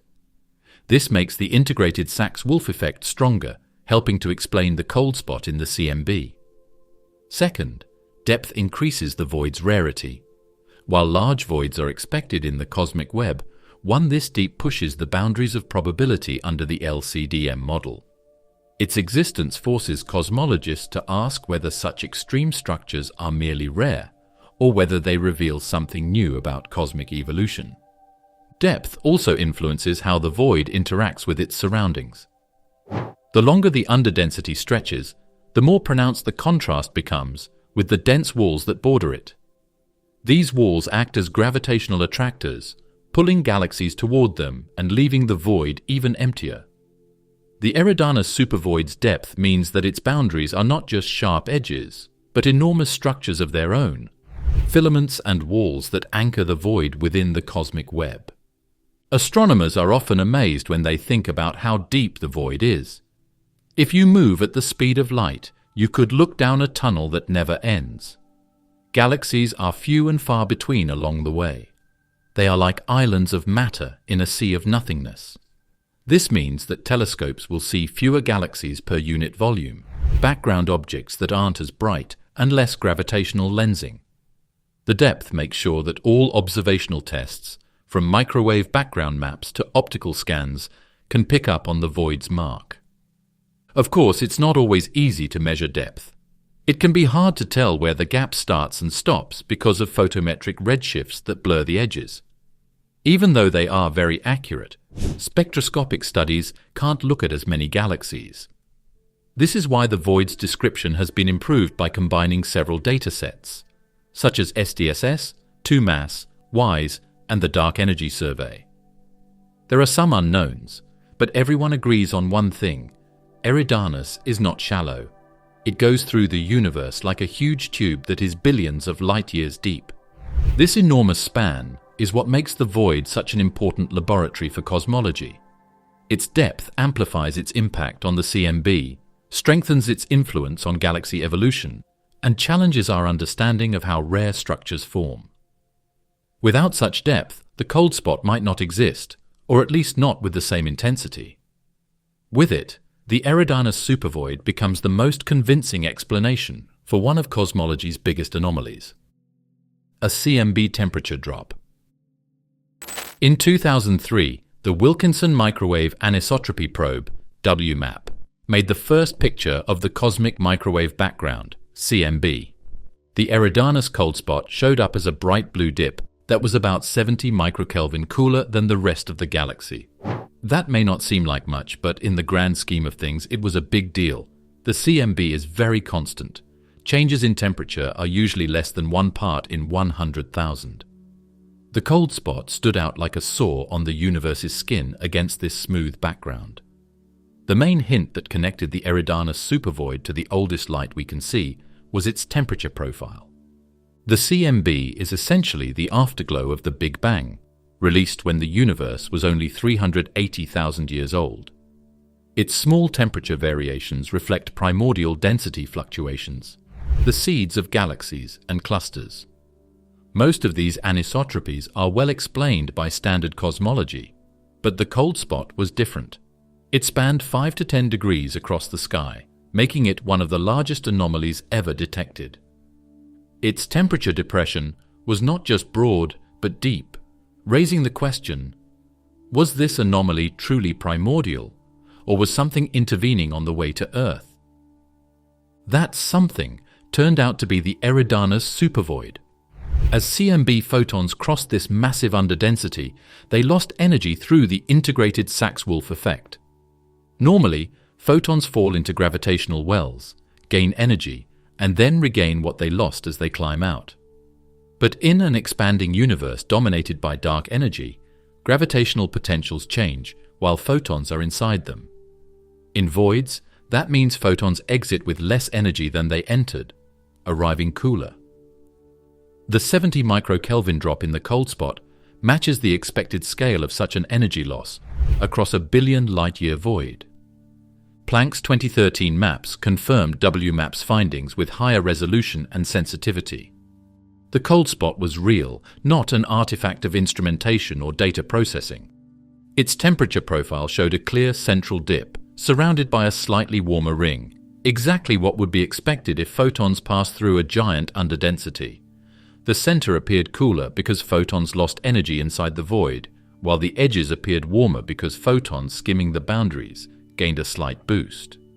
This distinctive pattern strengthened the void hypothesis. The drop in temperature is also essential because it helps tell the cold spot apart from changes in temperature that happen for no reason. Even though statistical noise can cause cold spots, this case is unique because of its size, depth, and intersection with a real void. It's less than 1% likely that such a cold area would form in the primordial plasma by chance alone. The Eridanus Supervoid is a logical hypothesis that fits both the size and the pattern of temperatures that have been seen. Astronomers also compared the cold spot's depression to other regions of the CMB. While cold patches exist elsewhere, none are as pronounced or as well aligned with a known supervoid. This makes Eridanus unique, the largest underdensity producing the most dramatic temperature anomaly. The cold spot is not just colder than its surroundings, it is anomalously cold compared to the entire microwave sky. This drop in temperature has effects that go beyond a single hole. It shows how late-time objects in space can leave their mark on light from long ago. The CMB is not stuck in time. It is still interacting with the world as it changes. Photons can carry the mark of both the early universe and the structures they pass through billions of years later. The Eridanus Supervoid is a clear example of this interaction. Some studies argue that the void alone may not fully account for the 70 microkelvin drop. They suggest that the cold spot may be partly primordial, with the void enhancing its effect. Others argue that overlapping voids along the line of sight could stack their influence, creating the observed depression. Regardless of these nuances, the temperature drop remains the strongest observational tie between the CMB and the Eridanus Supervoid. Researchers are still looking into what's wrong with the cold spot. In the future, more studies will be done to improve the void's density profile and see if its gravity pull is strong enough to explain the whole cooling. In the meantime, the cold spot is still an important part of astronomy. It shows that even though the universe is mostly regular, there are still extremes that leave marks on the oldest light we can see. Comparing with other voids. A lot of people know that the Eridanus Supervoid is the biggest underdensity ever found, but to really understand how strange it is, we need to look at it next to other cosmic voids. There are a lot of voids in the universe. They make up most of its space. The cosmic web is a delicate balance of matter and nothingness. Its structure is made up of dense strands and groups, and the spaces between them are filled with huge empty spaces. Most gaps, on the other hand, are small, covering only a few tens of millions of light-years. In this context, the Eridanus Supervoid stands out as a strange phenomenon, a huge void that is much bigger than any other void ever recorded. The Boötes void was one of the first well-known holes to be found. When scientists first saw it in 1981, they were amazed by how big it was, about 330 million light-years across. The Boötes void was thought to be the definition of nothingness in the universe for many years. It wasn't totally free of galaxies, but surveys showed that it had a much lower density than usual. This made it one of the biggest single structures of its kind, but Eridanus is much bigger than even this huge mountain. It is almost 3 times as wide, and maybe a factor of 10 times deeper. Boötes set a record, but Eridanus completely changed the group. Other notable voids include the local void, a relatively small underdensity adjacent to our own Milky Way's local group.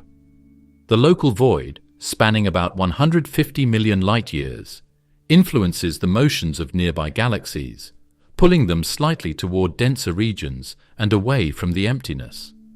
While important for understanding local dynamics, it is tiny compared to Eridanus.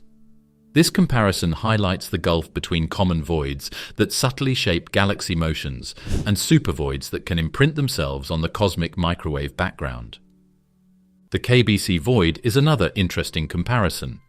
It was named after Keenan, Barger, and Cowie, who in 2013 said that our galaxy is close to the middle of an underdensity that is 1 billion light-years wide. The KBC void is controversial. Its size and presence are still up for debate, but if it's real, it might be as big as Eridanus. The KBC void is still more spread out and not as clearly linked to a major observational oddity. Eridanus, on the other hand, lines up perfectly with the CMB's cold spot, which makes it the more interesting case study. What sets Eridanus apart from all these examples is not just size, but impact. Most voids, even the large ones, are statistical features in galaxy surveys. They alter local motions, reduce galaxy counts, and can be identified in maps, but they don't make themselves felt in other ways. The Eridanus Supervoid, on the other hand, announces itself across multiple wavelengths. It dims galaxies behind it, reduces gravitational lensing, suppresses radio and infrared sources, and most dramatically, imprints a cold spot on the CMB. Few voids, if any, influence the universe so broadly and measurably. From a statistical standpoint, Eridanus is also far rarer. Simulations of cosmic structure formation under the LCDM model predict voids of various sizes, but one approaching 1 billion light-years in width and multiple billions in depth lies at the extreme edge of probability. The Boötes void, large as it is, still falls comfortably within the tail of expected distributions. Eridanus, by contrast, may be a 1 in 1,000 occurrence or rarer, making it a cosmological outlier. This rarity adds weight to the ongoing debates about whether our models need adjustment to account for such extreme structures. The similarity also shows how different void settings can be. Dwarf galaxies and single spirals that change slowly but steadily are common in smaller gaps. Galactic groups are spread out in larger gaps like Boötes. But Eridanus is so empty that the galaxies inside it look very alone, with few chances for them to join together or interact with each other. Because of this, it is a perfect place to study how galaxies change when they are cut off from the gravity activity of heavier areas. Impact on dark energy studies. In the late 1990s, scientists found that the expansion of the universe was speeding up. They thought this was caused by an unknown force that is now known as dark energy. Since then, one of the hardest things in astronomy has been to figure out how to measure the qualities of dark energy. Its effects are being honed by looking at type Ia supernovae, galaxy clusters, and the cosmic microwave background. There is a problem, though. Big objects like the Eridanus Supervoid can change or copy the signs we use to study dark energy. This means that the biggest hole in the universe is also one of the hardest things to figure out what controls the fate of the universe. The problem begins with how astronomers measure cosmic distances.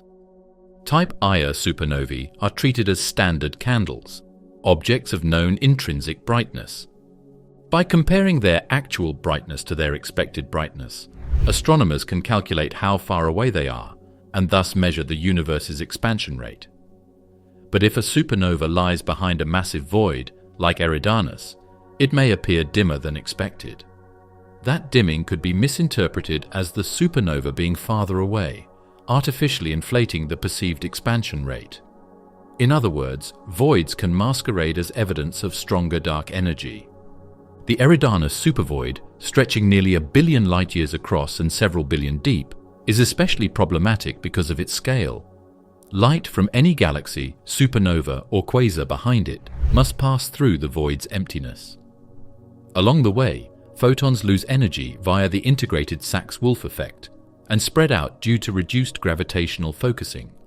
By the time they emerge, they carry the faint signature of the void, appearing dimmer than they would if no void were present. This means cosmologists must carefully correct for these effects when using background sources to measure dark energy. Weak gravitational lensing is another tool used to probe dark energy. By mapping the subtle distortions of background galaxies, astronomers can chart the distribution of matter and test how dark energy influences cosmic growth. But again, supervoids complicate things. Instead of distorting galaxy shapes, voids reduce distortions, making background galaxies appear more uniform than they should. This absence of lensing can bias measurements, if not properly accounted for. The Eridanus Supervoid, with its unusually weak lensing signature, is a prime example of how voids can skew results. There are problems with redshift studies too. Baryon acoustic oscillations, BAOs, are a standard ruler for cosmic lengths that are used a lot in the study of dark energy. BAOs are regular spacing in galaxy clustering patterns.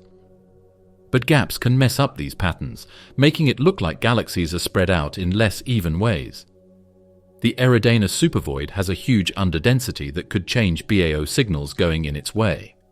This means that scientists have to model and remove the void's effect before they can come to any conclusions about dark energy.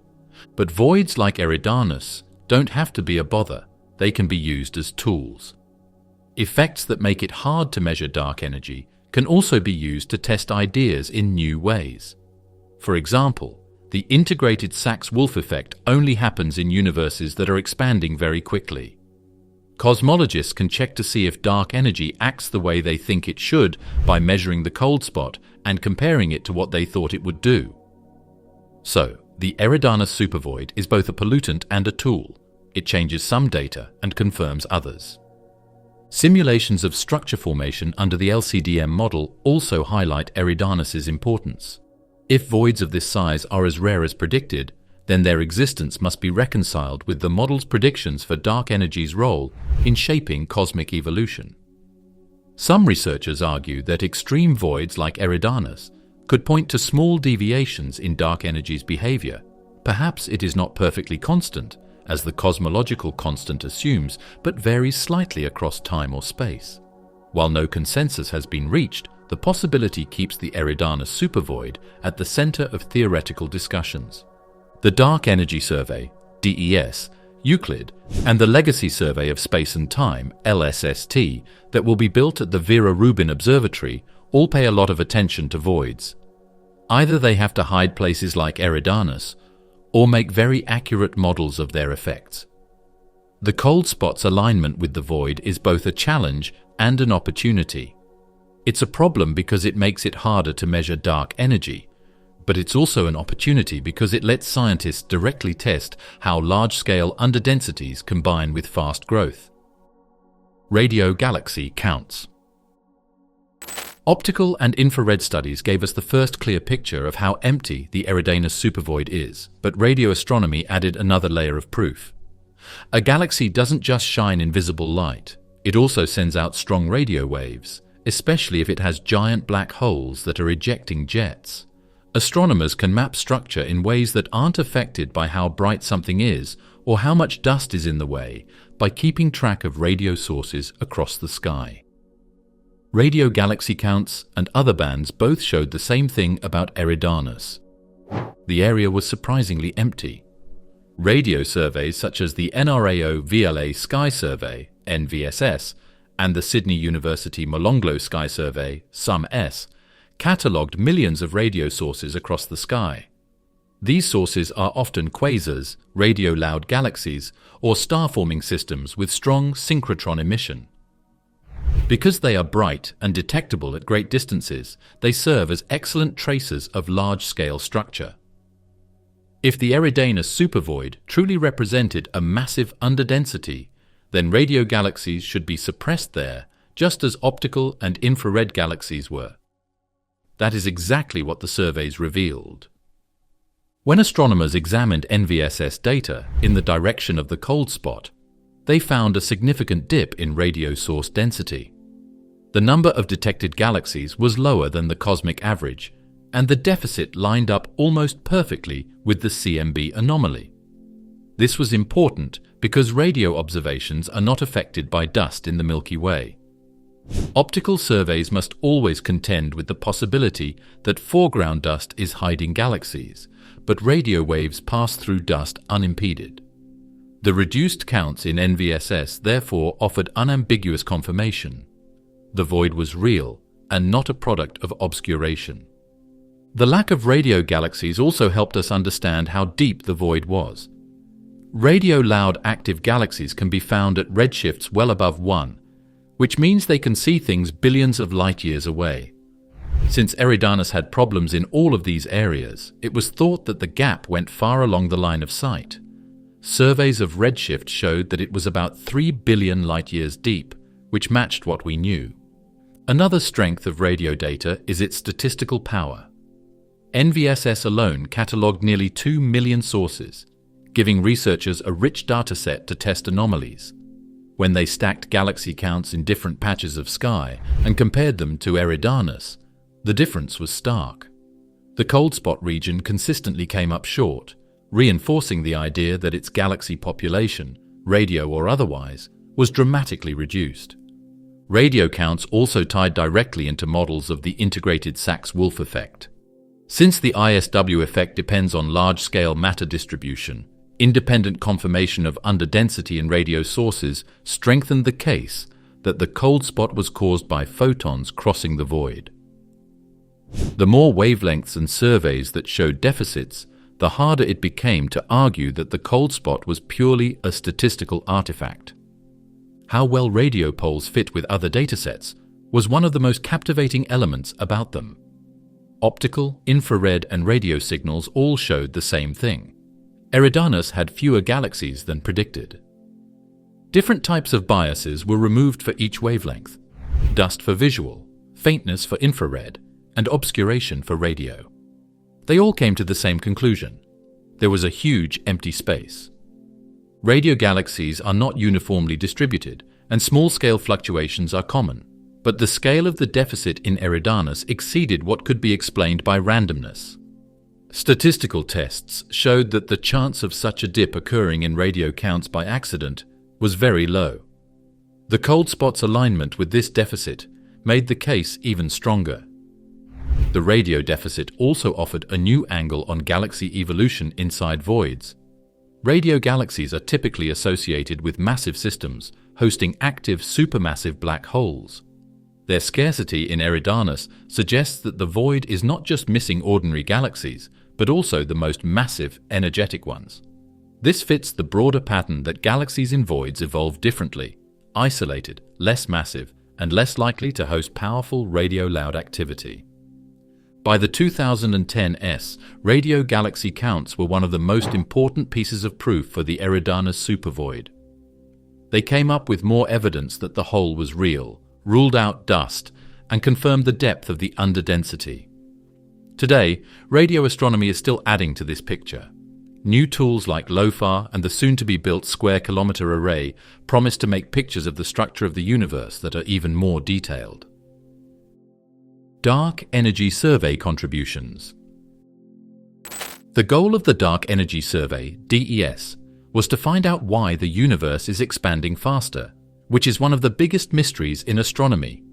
In order to do this, DES made maps of hundreds of millions of galaxies, supernovae, and the slight changes caused by gravitational lensing across large parts of the sky.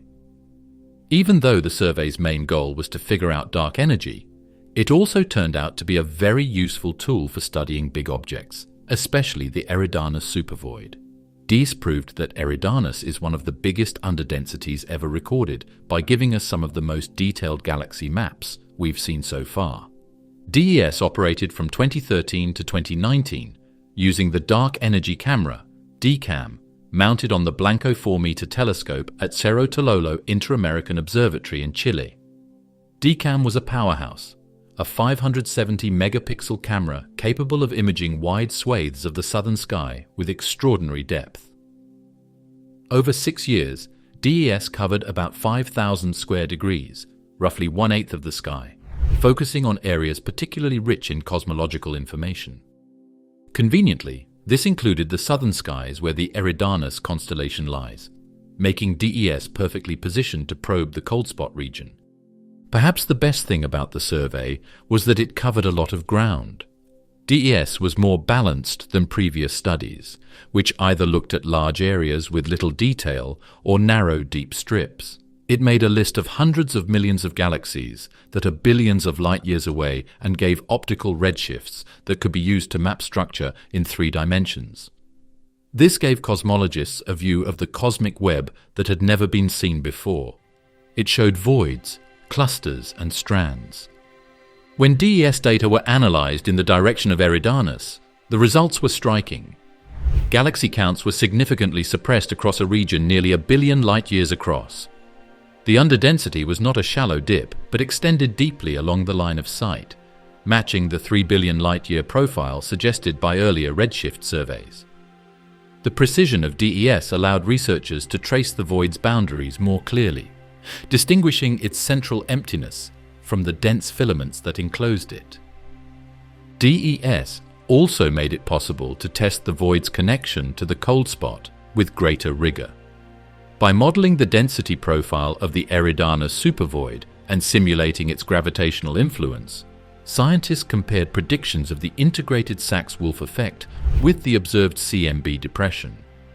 The alignment was consistent, reinforcing the argument that the void is at least partly responsible for the cold spot. While debates continue about whether the void alone can explain the anomaly's full depth, DES data firmly established that such a structure exists in the right place and at the right scale to contribute. DES's weak lensing data was another important thing it did. DES made maps of the spread of dark matter by measuring the small changes in the shapes of background galaxies that are caused by mass in the way. Signals from weak lensing were much weaker in Eridanus than in nearby areas. This proved that the underdensity was present not only in bright galaxies, but also in dark matter. The gap was missing both visible and unseen matter, which made it even more important as a real cosmic underdensity.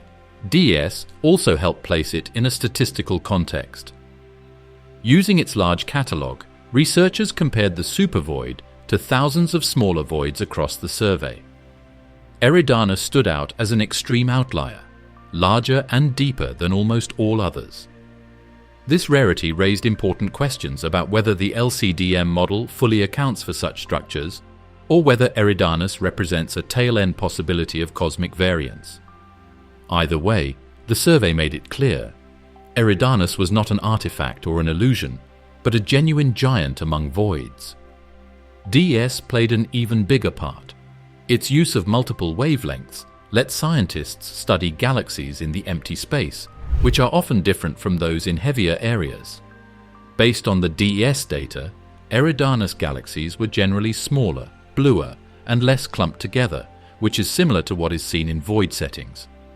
Optical and infrared scans were used to check these results, which helped paint a clear picture of life in a cosmic desert. Scarcity of galaxy clusters. It's possible that the fact that there are almost no galaxy groups is the most compelling proof that the Eridanus Supervoid is empty. Clusters are the biggest systems in the universe that are held together by gravity. They can hold hundreds or even thousands of galaxies, and huge amounts of hot gas and dark matter. Their pull on nearby galaxies changes how they move and makes strong signs in both optical and X-ray studies.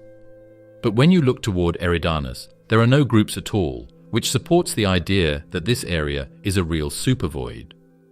Galaxy clusters typically sit at the intersections of filaments in the cosmic web, where matter flows together under the influence of gravity. Their formation requires high-density seeds in the early universe, which gradually accumulate more matter over billions of years. In ordinary voids, clusters are uncommon, but still present near the boundaries, where the void's walls meet surrounding filaments. In the Eridanus Supervoid, however, even these border clusters are fewer than expected.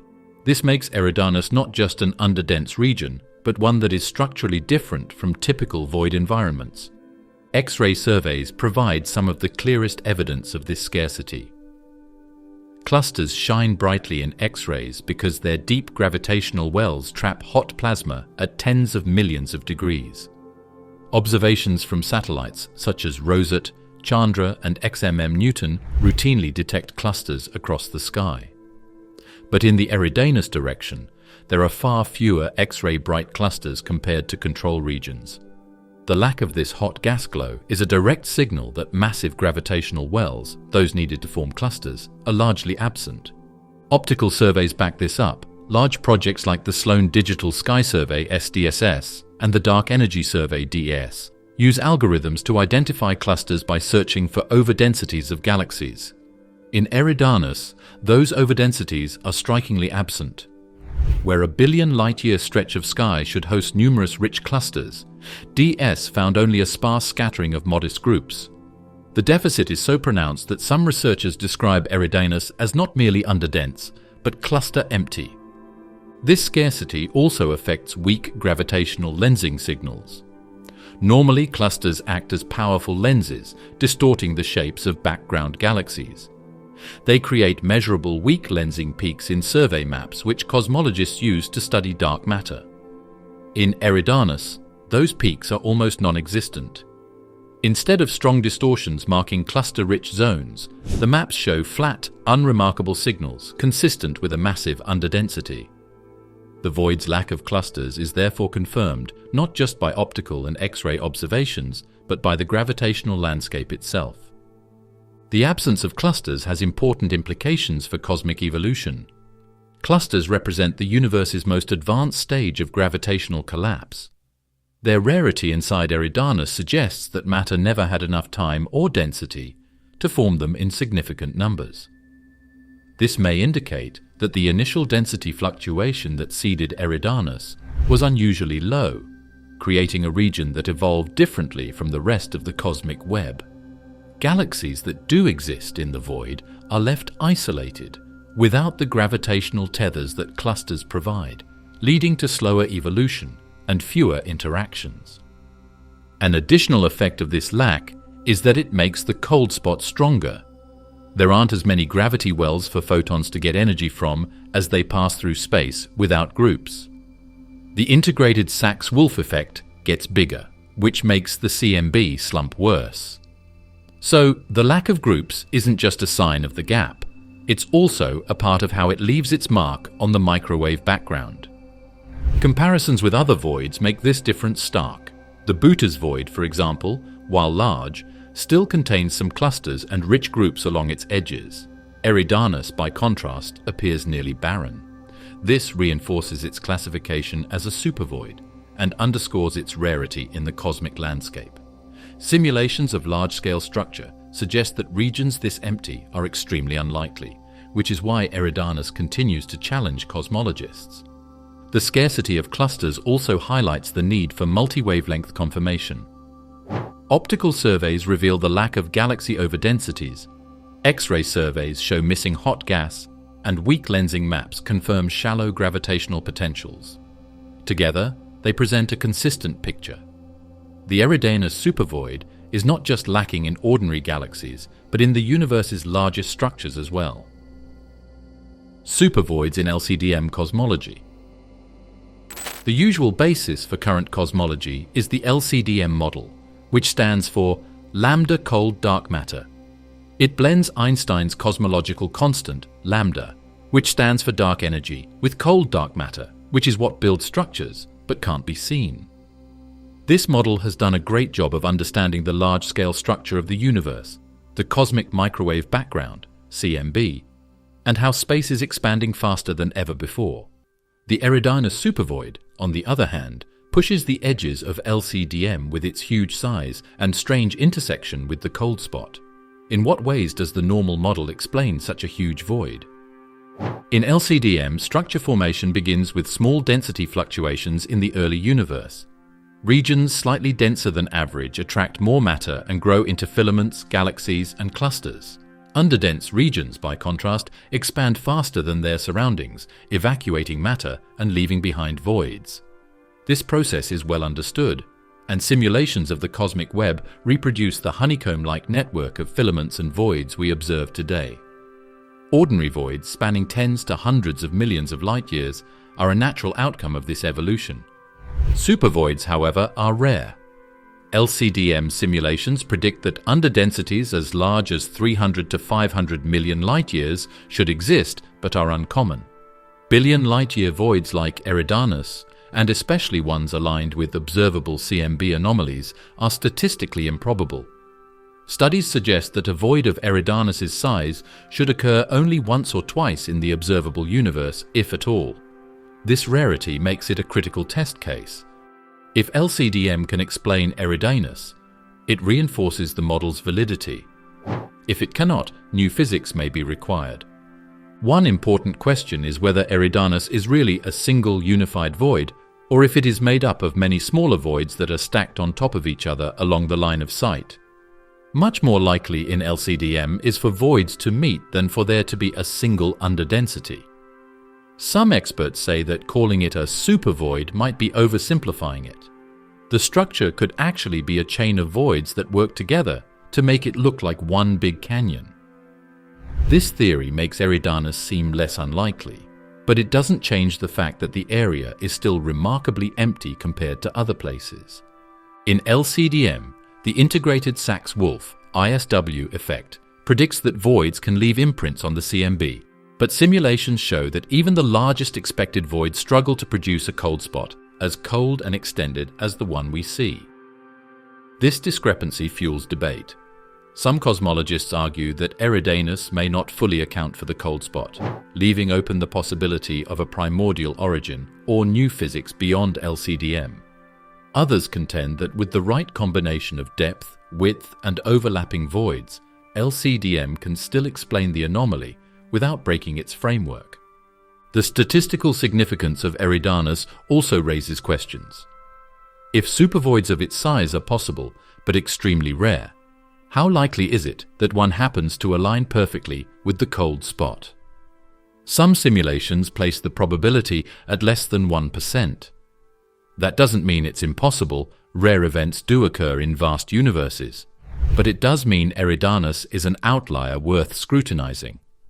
Outliers are where models are most vulnerable, and they are also where breakthroughs often happen. Most evidence supports it as the best description of the cosmos we have. The existence of the Eridanus Supervoid doesn't necessarily break the model, it stresses it. It forces cosmologists to refine their simulations, expand their catalogues of voids, and test whether extreme structures can arise naturally. In this sense, Eridanus serves as a stress test for the model, a natural laboratory where its predictions are pushed to their limits. Cross-correlation with CMB maps. Cross-correlation research has been one of the best ways to find a link between the Eridanus Supervoid and the cold spot. Astronomers don't look at galaxy surveys and CMB maps as two separate sets of data. Instead, they put them on top of each other and see if underdensities in the large-scale structure match up with temperature differences in the microwave sky. When it came to Eridanus, the connection was very clear. One of the coldest parts of the CMB is almost perfectly lined up with the biggest known void in the cosmic web. Cross-correlation begins with galaxy surveys. Projects like the Sloan Digital Sky Survey, SDSS, the Dark Energy Survey, DES, and infrared maps from 2MASS or WISE provide detailed catalogues of galaxy positions and redshifts. These surveys show where matter is abundant, clusters and filaments, and where it is sparse, voids. The Eridanus region stood out as a major underdensity. Separately, satellites like WMAP and Planck mapped the CMB with exquisite precision, showing fluctuations in temperature across the entire sky. The question then became, do the coldest CMB patches overlap with voids? When the data were cross-correlated, the answer was yes. On average, voids across the sky were found to correspond to cooler spots in the CMB, consistent with the integrated Sachs-Wolfe effect. But the Eridanus Supervoid was exceptional. Its overlap with the cold spot was too precise to dismiss as coincidence.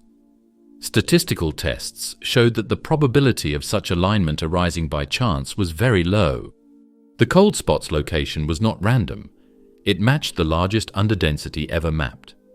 The strength of this correlation provided strong evidence that the Eridanus Supervoid is at least partly responsible for the cold spot. Photons traveling through the void lose energy due to the evolving gravitational potential arriving cooler than expected. Cross-correlation confirmed that the galaxy deficit and the CMB depression were linked. This was a critical step because it transformed the cold spot from a purely statistical anomaly into a phenomenon rooted in observable structure. Cross-correlation also offered a way to test models of dark energy. The ISW effect, which drives the cooling, only occurs in a universe where dark energy is causing accelerated expansion. By measuring the degree of correlation between voids and cold patches, cosmologists can test whether dark energy behaves as predicted by LCDM.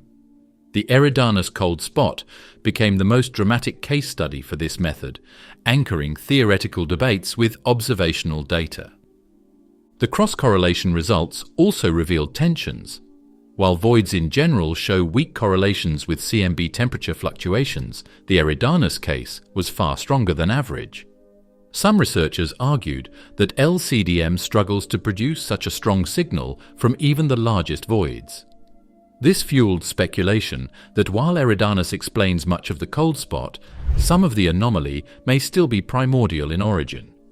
The correlation is undeniable, but the strength of the effect pushes the limits of current models. Cross-correlation is also useful because it can rule out surrounding influence. There would have been no reason for the cold spot to overlap with the galaxy underdensity if it had been caused by galactic dust, synchrotron emission, or something else nearby. But the fact that the cold spot lines up perfectly with a mapped supervoid proves that the strange thing is happening in space, not in one place. There was little question that the cold spot is connected to the Eridanus Supervoid because optical, infrared, and radio studies all came up with the same results. These results were then compared to CMB data. The success of cross-correlation demonstrates the power of combining datasets. Cosmology thrives on synthesis. No single survey can reveal the full picture of the universe, but when galaxy maps and CMB maps are layered together, hidden patterns emerge.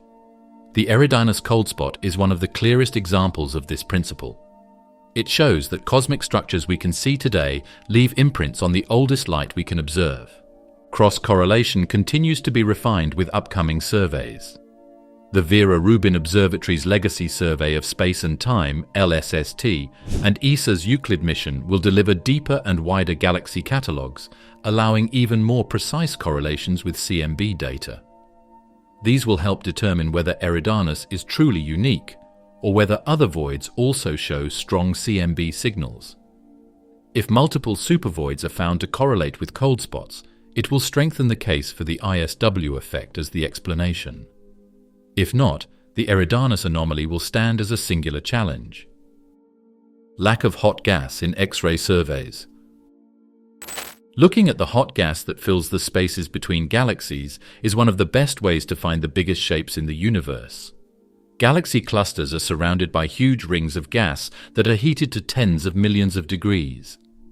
This plasma shines brightly in X-rays, which makes clusters of some of the brightest things in the sky. X-ray telescopes would have no trouble finding clusters and groups in the Eridanus area if there were a lot of them. They don't see much of it. One more proof that Eridanus is a real cosmic supervoid is the fact that it almost never gives off X-rays. X-ray astronomy has a long history of probing large-scale structure. Missions like Rosat in the 1990s, followed by Chandra and XMM Newton, provided detailed maps of hot gas across the sky. These telescopes revealed that dense regions of the cosmic web are threaded with X-ray bright clusters, each a reservoir of mass, dark matter, and high-energy plasma. Surveys of these emissions allow astronomers to measure both the distribution of clusters and the physics of the intracluster medium. When these surveys turned to the Eridanus direction, the difference was stark. Compared to similar sky patches, the number of luminous X-ray clusters dropped dramatically. This absence is critical because it confirms that Eridanus lacks not only visible galaxies, but also the hot gas associated with galaxy clusters. While ordinary voids are known to have fewer clusters, they usually contain at least some groups emitting X-rays along their boundaries. Eridanus, however, stands out for its profound silence in high-energy wavelengths. Its lack of X-ray emission is consistent with galaxy surveys, showing fewer clusters and groups overall. The void is not simply missing stars. It is missing the massive, hot structures that dominate dense environments elsewhere. The lack of X-ray emission also ties directly into the gravitational landscape of the void. Hot gas only collects in deep gravitational wells created by clusters of dark matter. The fact that Eridanus shows little or no X-ray glow indicates that such wells are absent. This confirms weak lensing results, which show minimal distortions of background galaxies in the same region. Together, X-ray and lensing data present a consistent picture. The Eridanus Supervoid is profoundly lacking in both baryonic matter, gas and stars, and dark matter. Statistical studies have compared the X-ray brightness of Eridanus to control regions. These show that the deficit cannot be explained by chance. While the cosmic web naturally has variation, the absence of X-ray bright clusters in such a large volume is far below average expectations. This makes Eridanus a genuine outlier, even among voids. It is not only one of the largest known underdensities in terms of galaxies, it is also one of the most deficient in hot gas. There will be big effects from this. Without clusters, Eridanus's galaxies can't connect to bigger patterns of gravity. This means that galaxies inside the void develop without being affected by the steady pull of gravity or the effects of their surroundings, which shape galaxies that are in groups. This has been seen to be true. Void galaxies are usually smaller, less massive, and have slower rates of star creation than galaxies in heavier areas. This evolutionary difference is strengthened by the lack of hot gas, making Eridanus a one-of-a-kind place to study how galaxies form without the help of clusters. The lack of X-ray emission also strengthens the case that the void contributes to the cold spot. Without hot gas and clusters to provide gravitational potential wells, CMB photons passing through Eridanus lose more energy. This amplifies the integrated Sachs-Wolfe effect, helping to explain why the cold spot is so deep. The silence in X-rays, in other words, is part of the reason the cold spot is so loud in the microwave background. Future X-ray missions such as Rosita and Athena are expected to probe the Eridanus region in even greater detail. Early results from Rosita already hint at the same pattern, a striking lack of clusters and extended hot gas emission. These observations will refine our understanding of just how empty Eridanus is, potentially setting new records for the largest and most cluster-deficient void known. Arguably, the more convincing sign of Eridanus's nature is that it doesn't have any X-ray shine. Surveys using visible light or infrared light may miss faint galaxies, but X-ray cameras can't miss the hot, glowing plasma of huge clusters. Given that Eridanus doesn't show much of it, it's clear that this isn't a normal void. It's a very low density that changes all the signs of large-scale structure that can be seen. Alignment of cold spot and void.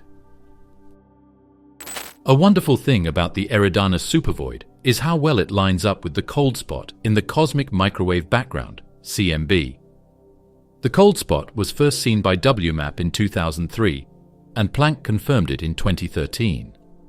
At first glance, it looks like a spot in the afterglow of the Big Bang that is unusually cold.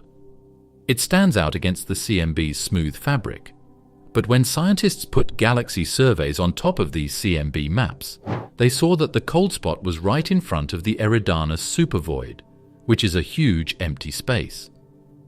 The alignment was so exact that it changed the argument about whether the cold spot was from the beginning of time or was caused by structures in the universe after the fact.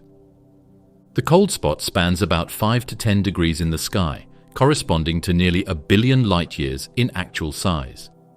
Its central depression is about 70 microkelvin colder than the average CMB temperature, making it an extreme outlier among known anisotropies. When researchers examined the Eridanus region using galaxy counts, infrared surveys, radio catalogues, and Redshift data, they discovered that this exact patch of sky coincided with the largest underdensity ever mapped. The odds of such a perfect overlap occurring by chance are vanishingly small, less than 1% according to several statistical analyses. This alignment matters because it provides a plausible explanation for the cold spot. Photons from the CMB traveling through the Eridanus Supervoid lose energy via the integrated Sachs-Wolfe effect, emerging cooler than photons from denser directions. The result is a direct physical link between the void and the cold spot. Without the void, the cold spot would be harder to explain within the framework of LCDM cosmology. With it, the cold spot becomes not just a random fluctuation, but the imprint of one of the largest structures in the present-day universe. The alignment has been tested at multiple wavelengths. Optical and infrared surveys both show reduced galaxy counts in the cold spot's direction. Radio surveys, such as NVSS, reveal fewer radio galaxies. Weak lensing maps show diminished gravitational distortions. X-ray surveys find a shortage of clusters. All of these independent methods confirm that the cold spot is not aligned with just any region of the sky. It is aligned with the emptiest region we know of. The convergence of evidence makes the connection between void and cold spot one of the strongest in cosmology. Some researchers argue that while the Eridanus Supervoid explains much of the cold spot, it may not fully account for its depth. Simulations of voids in LCDM suggest that even a billion light-year underdensity should not produce a 70 microkelvin drop on its own. This leads to two possibilities. Either multiple overlapping voids along the line of sight contribute to the effect, or part of the cold spot is primordial, imprinted in the early universe. In either case, the alignment with Eridanus ensures that the void plays a central role. The alignment also matters statistically. The cold spot could have appeared in any random patch of the CMB, yet it happens to lie exactly where galaxy surveys reveal the largest underdensity. If the cold spot were purely primordial, its overlap with Eridanus would be an extraordinary coincidence. The fact that it isn't random strengthens the case for a causal connection. For many cosmologists, this alignment is the tipping point that shifts the balance from statistical fluke to physical structure. From a broader perspective, the cold spot and Eridanus alignment underscores how interconnected the universe is. A fluctuation in galaxy distribution billions of light years away leaves a scar on radiation that has traveled since the dawn of time. Ancient light meets modern structure, and their overlap becomes a window into how the universe evolves across epochs. It's a vivid reminder that what we see in the CMB is not only a fossil of the early cosmos, but also a canvas shaped by everything that happened afterward. Statistical rarity of the void. Not only is the Eridanus Supervoid big, it's also very big. Since it was found, one of the cosmologists' most common questions has been, how likely is it that a structure this big would exist in a world run by the CDM model? Most scientific studies say that the answer is that it is very, very rare. Part of what makes Eridanus so interesting is how rare it is. If the standard model can't explain it, we may be looking at a sign that our current understanding of the universe is wrong. In LCDM, voids form naturally as matter flows into filaments and clusters, leaving underdense regions behind. Computer simulations of structure formation produce networks of voids ranging from a few tens to a few 100 million light-years across. Large voids, around 300 to 500 million light-years wide, are rare but not unexpected. They sit at the tail end of the probability distribution, unusual but still comfortably within what models allow. A billion light-year void, however, is another matter. Simulations suggest that such extremes should be so rare that finding even one in the observable universe is highly improbable. Researchers have quantified this rarity in different ways. Some studies estimate that the probability of finding a void as large and deep as Eridanus is less than 1% within the volume of the observable universe. Others put the odds even lower, closer to 1 in 10,000. These estimates depend on assumptions about how voids are defined, whether Eridanus is a single coherent underdensity or a chain of overlapping voids, but in every case, it lies at the extreme edge of what LCDM predicts. When we think about how it lines up with the cold spot, the rarity is even more astonishing. It's possible that the cold spot could show up anywhere in the CMB sky. In theory, the Eridanus Supervoid could be anywhere in the cosmic web as well. The fact that they almost perfectly line up makes it even less likely. Some experts say that the fact that Eridanus is so unusual is because it is so rare in two ways. It's not likely that such a big hole would exist, and it's even less likely that it would be right where the cold spot is. Some ideas that might help explain this are that Eridanus is not a single void, but rather a stack of smaller gaps that we can see. This theory makes it more likely, since overlapping gaps happen a lot more often than one huge underdensity. This situation might help fit the gap into the realm of possibility, but it doesn't change the fact that it is a very large space. It is still one of the biggest and emptiest areas that has been mapped so far, even though it is made up of a chain of gaps. The statistical rarity of Eridanus has important implications for cosmology. If voids of this size truly are vanishingly rare under LCDM, then their existence may indicate that the model is incomplete. Some have speculated that inflationary physics in the early universe may have seeded unusually large underdensities, or that dark energy behaves slightly differently than assumed. Others suggest that we may be underestimating cosmic variance, that is, the natural randomness of structure on the largest scales. In this view, Eridanus is simply an extreme outlier, like rolling 100 dice and having them all land on 6. Unlikely, but not impossible. Another way to test rarity is to compare Eridanus with other candidate supervoids. The Bootes void, at 330 million light-years across, was once considered extreme, yet it is dwarfed by Eridanus. The proposed KBC void near our own galaxy may be comparable in scale, but its existence remains debated. Even if both are real, having two such large voids in the observable universe would challenge the probabilities further. Either LCDM produces more extreme voids than expected, or our models underestimate the tails of the distribution. What makes the rarity question especially urgent is that cosmologists rely on LCDM not just for structure formation, but for interpreting the entire universe, from the CMB to supernova distances to galaxy clustering. If Eridanus truly lies outside what LCDM can explain, it could signal the need for refinements in the model. Perhaps dark energy is not perfectly constant, or perhaps inflation produced larger fluctuations than standard theory allows. For now, these remain speculative ideas, but the void's rarity keeps them alive. Simulations of the cosmic web. Computer simulations are used by scientists to figure out if a structure as big as the Eridanus Supervoid fits into the normal model of cosmology. Based on the ideas of LCDM cosmology, these digital worlds change over time with the help of gravity and the expansion of the universe. They do this by creating billions of virtual particles that reflect dark matter, gas, and stars. The stunning results are huge maps of filaments, clusters, and gaps that look a lot like the big structures seen in surveys of galaxies. What about the billion light-year gap we see in Eridanus? Do these models make anything like it? Astronomers are still trying to answer that question. One of the most well-known is the Millennium Simulation, which took place in the middle of the 2000s. It reconstructed the history of the universe over 13 billion years by using 10 billion particles to stand in for dark matter. It created a cosmic web that looked a lot like the Sloan Digital Sky Survey.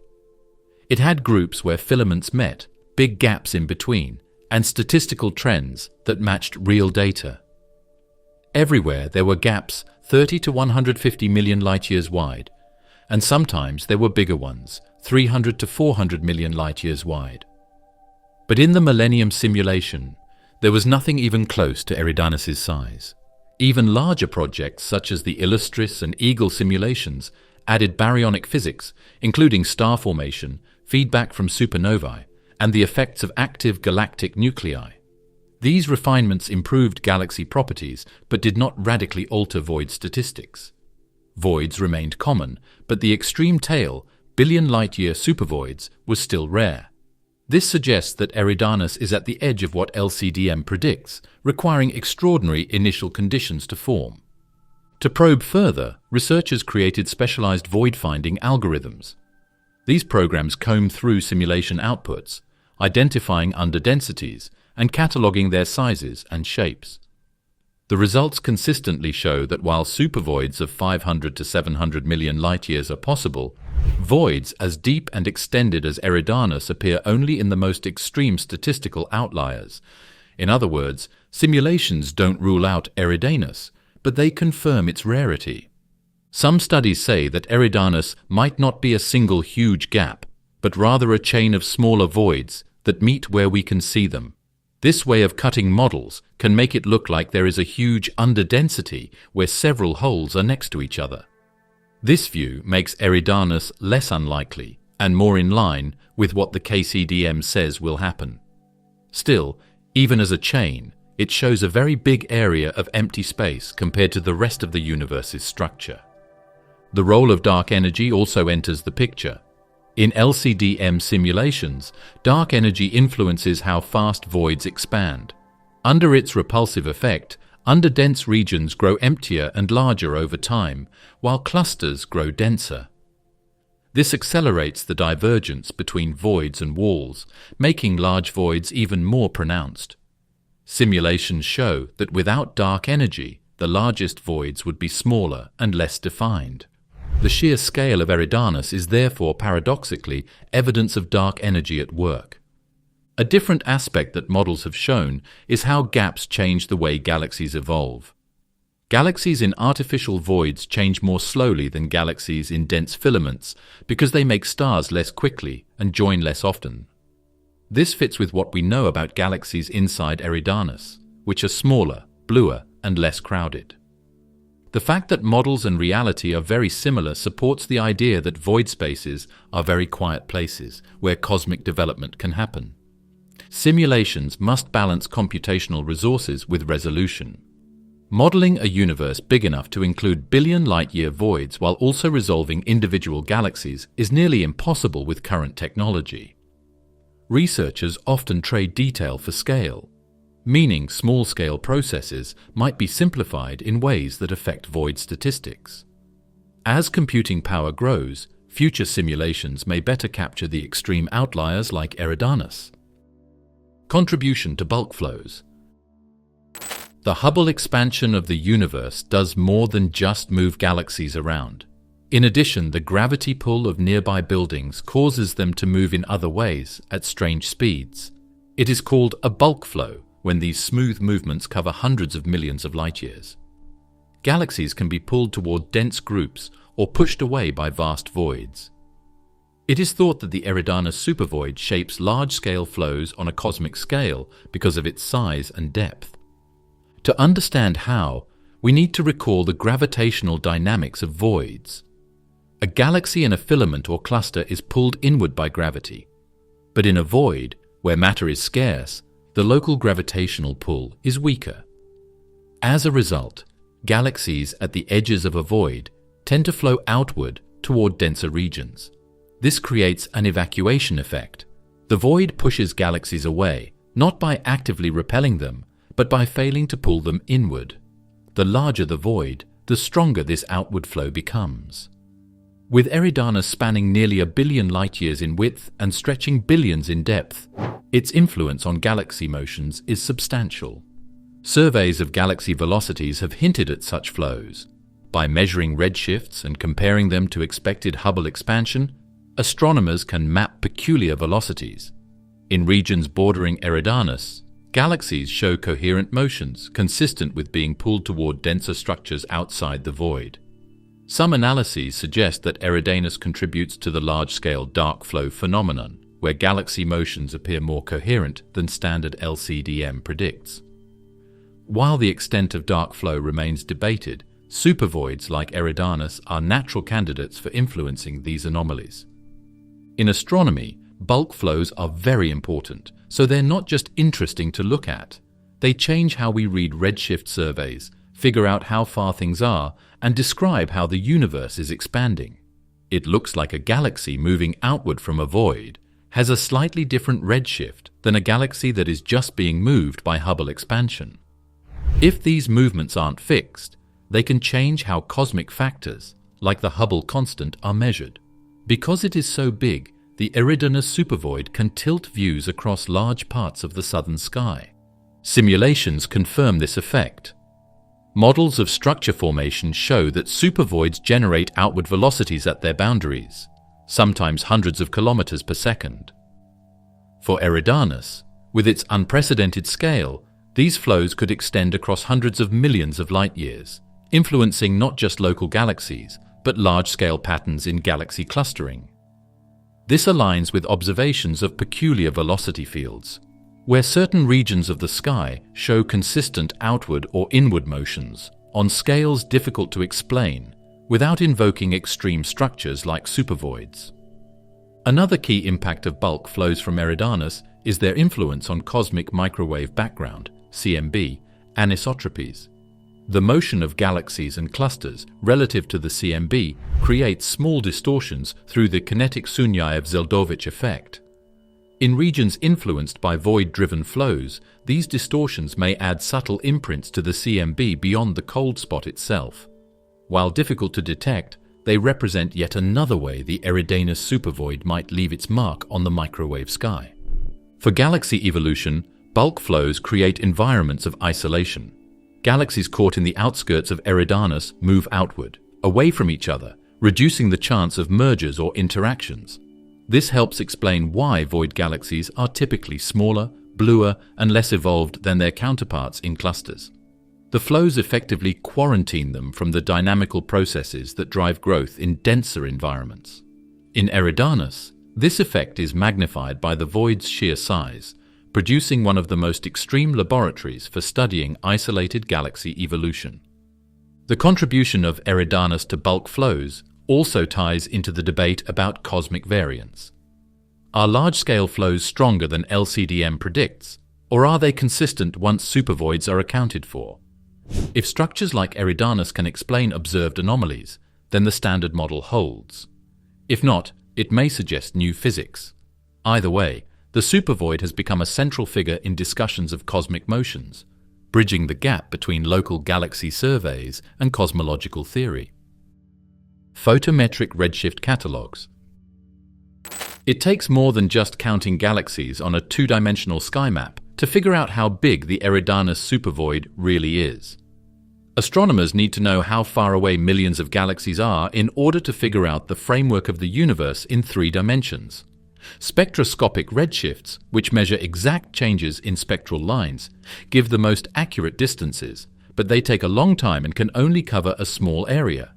Photometric redshifts, which are predictions based on measuring the colors of galaxies through various filters, are now the only way to do large surveys.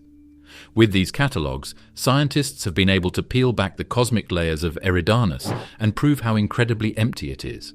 Photometric redshifts, often called photo-Zs, are calculated by comparing the observed colors of galaxies to models of how galaxy light shifts with distance.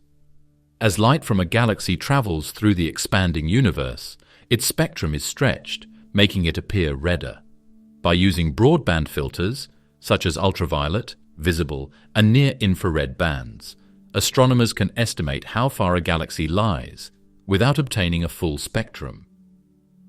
While less precise than spectroscopy, photometric redshifts are fast and can be applied to millions of galaxies in wide-area surveys. In the case of the Eridanus Supervoid, photometric redshift catalogues were vital. Early suspicions of an underdensity came from infrared surveys like 2MASS, which hinted at fewer galaxies in the cold spot direction.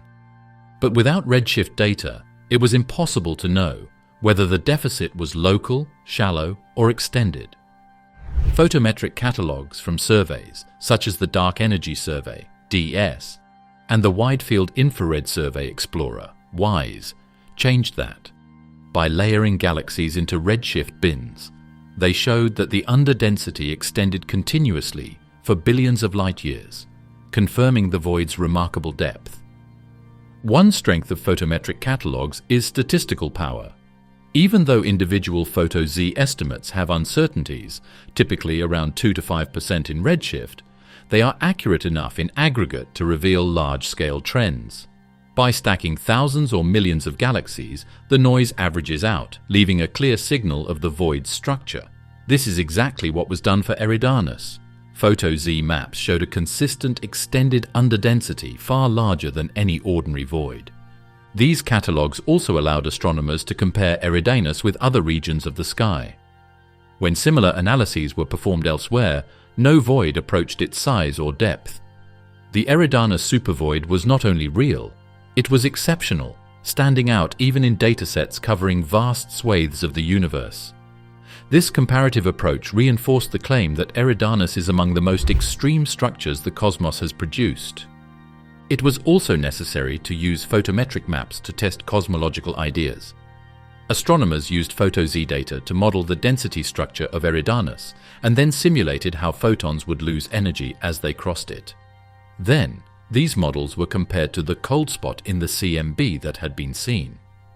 The fact that expected and observed traits lined up added to the evidence that the void and the cold spot are connected. This link would have stayed a guess without the layers that photo-Z catalogues provide. Still, there are problems.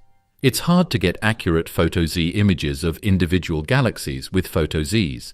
Because of this, it is hard to draw very accurate maps of the void's edges. Follow-up spectroscopic work is needed to make its edges smoother. Still, photometric maps are very helpful because they give scientists a big picture view that lets them see the forest even if some trees are still fuzzy. On Eridanus, the forest was easy to spot. It was a tunnel of almost nothingness that stretched across the cosmic web. The role of photometric catalogues in Eridanus' story highlights how modern cosmology depends on massive datasets. Decades ago, a structure like this might have been invisible, hidden by the limitations of small surveys. Today, with hundreds of millions of galaxies catalogued in multiple bands, cosmologists can map the universe's skeleton in unprecedented detail. The Eridanus Supervoid is not just a discovery. It is a triumph of survey science, enabled by the ability to measure billions of light-years with just the colors of distant galaxies. The Vera Rubin Observatory's Legacy Survey of Space and Time, LSST, will provide photometric redshifts for billions of galaxies, dwarfing current catalogues. Euclid, launched by ESA, will combine photometric and spectroscopic data to push void mapping into new territory. These efforts will sharpen our view of Eridanus and reveal whether other comparably vast voids exist. Integrated Sachs-Wolfe effect in detail. The integrated Sachs-Wolfe ISW effect is the main way that the Eridanus Supervoid and the cold spot in the cosmic microwave background, CMB, are connected.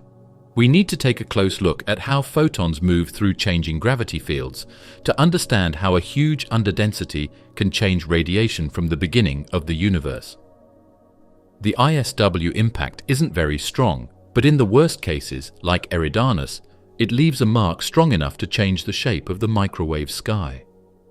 When CMB photons leave the surface of last scattering 13.8 billion years ago, they begin a long journey through the universe. Along the way, they pass through regions of varying density, clusters, filaments, and voids. Each of these structures distorts the photons' paths by warping spacetime. If the universe contained only matter and expanded without acceleration, these gravitational wells and hills would remain static.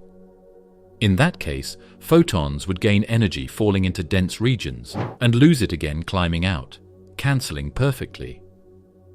Voids would similarly cancel out, leaving photons unchanged. But the universe isn't still. Dark energy is making it move faster. The gravitational potential changes as growth speeds up. They become less dense, which makes the clusters smaller, and the gaps grow faster than they would normally.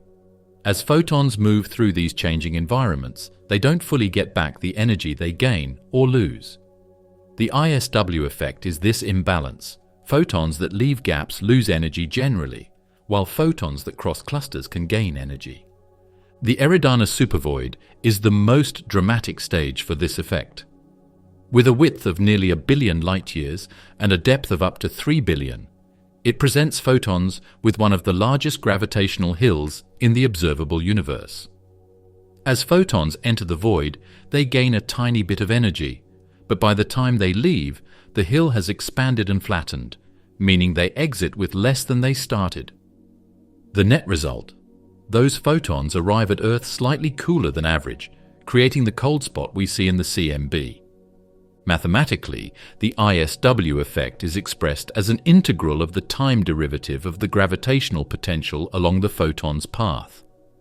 This means the effect depends not just on the size of the structure, but also on how rapidly it evolves as the universe expands. For typical voids, the ISW contribution is tiny, on the order of a few microkelvin, detectable only by stacking the signals of many voids. But for Eridanus, the scale is so extreme that the effect becomes visible as a distinct feature without the need for stacking. That makes it unique among known voids. What has been seen supports this. Cross-correlations between galaxy surveys and CMB maps show that cooler areas are always connected to gaps. The cold spot in Eridanus is the best example of this. The 70 microkelvin dip seen by WMAP and Planck is about the same size as what would be expected from a supervoid the size of Eridanus. However, there is still some disagreement about whether the void alone can explain the whole depth. The ISW effect is without a doubt a major role, even if other factors are also at play. Dark energy is also supported by the ISW effect, which can be used on its own. Any gaps like Eridanus would not change the CMB if the universe wasn't speeding up. Their gravity pools would stay the same, and photons would pass through them without changing. The fact that the cold spot exists and is paired with a supervoid shows that dark energy is real and is actively shaping how large-scale structures evolve. In this way, the cold spot is more than just an interesting feature. It shows that the world is expanding faster than usual. Simulations of the ISW effect in LCDM show that while most voids contribute weakly, extreme outliers like Eridanus can leave measurable imprints. By modeling its density profile, researchers simulate how photons lose energy crossing it, and the results consistently predict a cold patch of the size and shape observed. These models strengthen the causal link between the void and the anomaly, showing how emptiness can sculpt the microwave sky as effectively as clusters or filaments. The ISW effect is linked to changes in the universe as well. Clouds move across the sky because they depend on big buildings. Because the gaps and clusters are spread out randomly, some areas may have bigger ISW effects than others. As the biggest known gap, Eridanus is an extreme example of this range. It shows that secondary anisotropies can have an effect on the CMB's look that is similar to primordial changes. Galaxy evolution inside the void. The Eridanus Supervoid is famous for its size and the mark it leaves on the cosmic microwave background, CMB. It is also a great place to study how galaxies evolve in the wild. Most galaxies in the universe are found in thick areas called filaments, clusters, or groups. These are places where gravity brings systems together, causing them to join, interact, and have bursts of star formation. But the rules of development change when you're inside a void like Eridanus. Galaxies are left to grow alone, with fewer friends and less force from gravity pulling on them. Because of this, they are different from their peers in areas with more resources, and studying them helps us understand how the environment affects the history of the universe. Observations show that galaxies inside voids are systematically different. They tend to be smaller, less massive, and less clustered. Many are blue, disk-dominated systems with ongoing but relatively modest star formation. In contrast, galaxies in clusters often evolve into red elliptical giants through frequent collisions and environmental quenching. The lack of interactions in voids slows this transformation, allowing galaxies to retain spiral structures and gas reservoirs for longer. In Eridanus, this effect is amplified by the void's sheer scale, which minimizes external influences across billions of light years. Another very informative thing about void galaxies is that they evolve more slowly than other galaxies. Starbursts, which are caused by encounters, quickly use up all of a galaxy's gas in dense settings. Isolated galaxies in Eridanus change more slowly over long periods of time, turning gas into stars. This makes more young stars and makes the colors bluer. This also means that a lot of void galaxies look like galaxies from earlier times in the universe, acting like time boxes of slower development. By studying them, we can get a sense of what galaxies might have looked like when the universe was younger and less active. A big difference is that there aren't many large galaxies and groups. There are not nearly as many chances for galaxies to join and grow into giants inside Eridanus. The galaxies that are known to exist are mostly dwarfs or middling spirals. Very few of them are as big as cluster-dominant ellipticals. This lack of resources shows how the world affects the growth of hierarchies. Galaxies stay small and alone if they don't have crowded surroundings. Gas content is another revealing factor. Surveys of neutral hydrogen, HI, show that void galaxies often have relatively high gas fractions compared to their mass. In Eridanus, this means galaxies can sustain star formation longer than cluster galaxies, which are stripped of their gas by tidal forces and hot intracluster media. The high gas content also contributes to the prevalence of spiral morphologies, since disks require ongoing inflows of cold gas to remain stable. The gravitational environment of Eridanus also plays a role. Bulk flows push galaxies outward from the void, reinforcing their isolation. Without strong external tides, galaxies are less distorted, and their internal dynamics remain relatively undisturbed.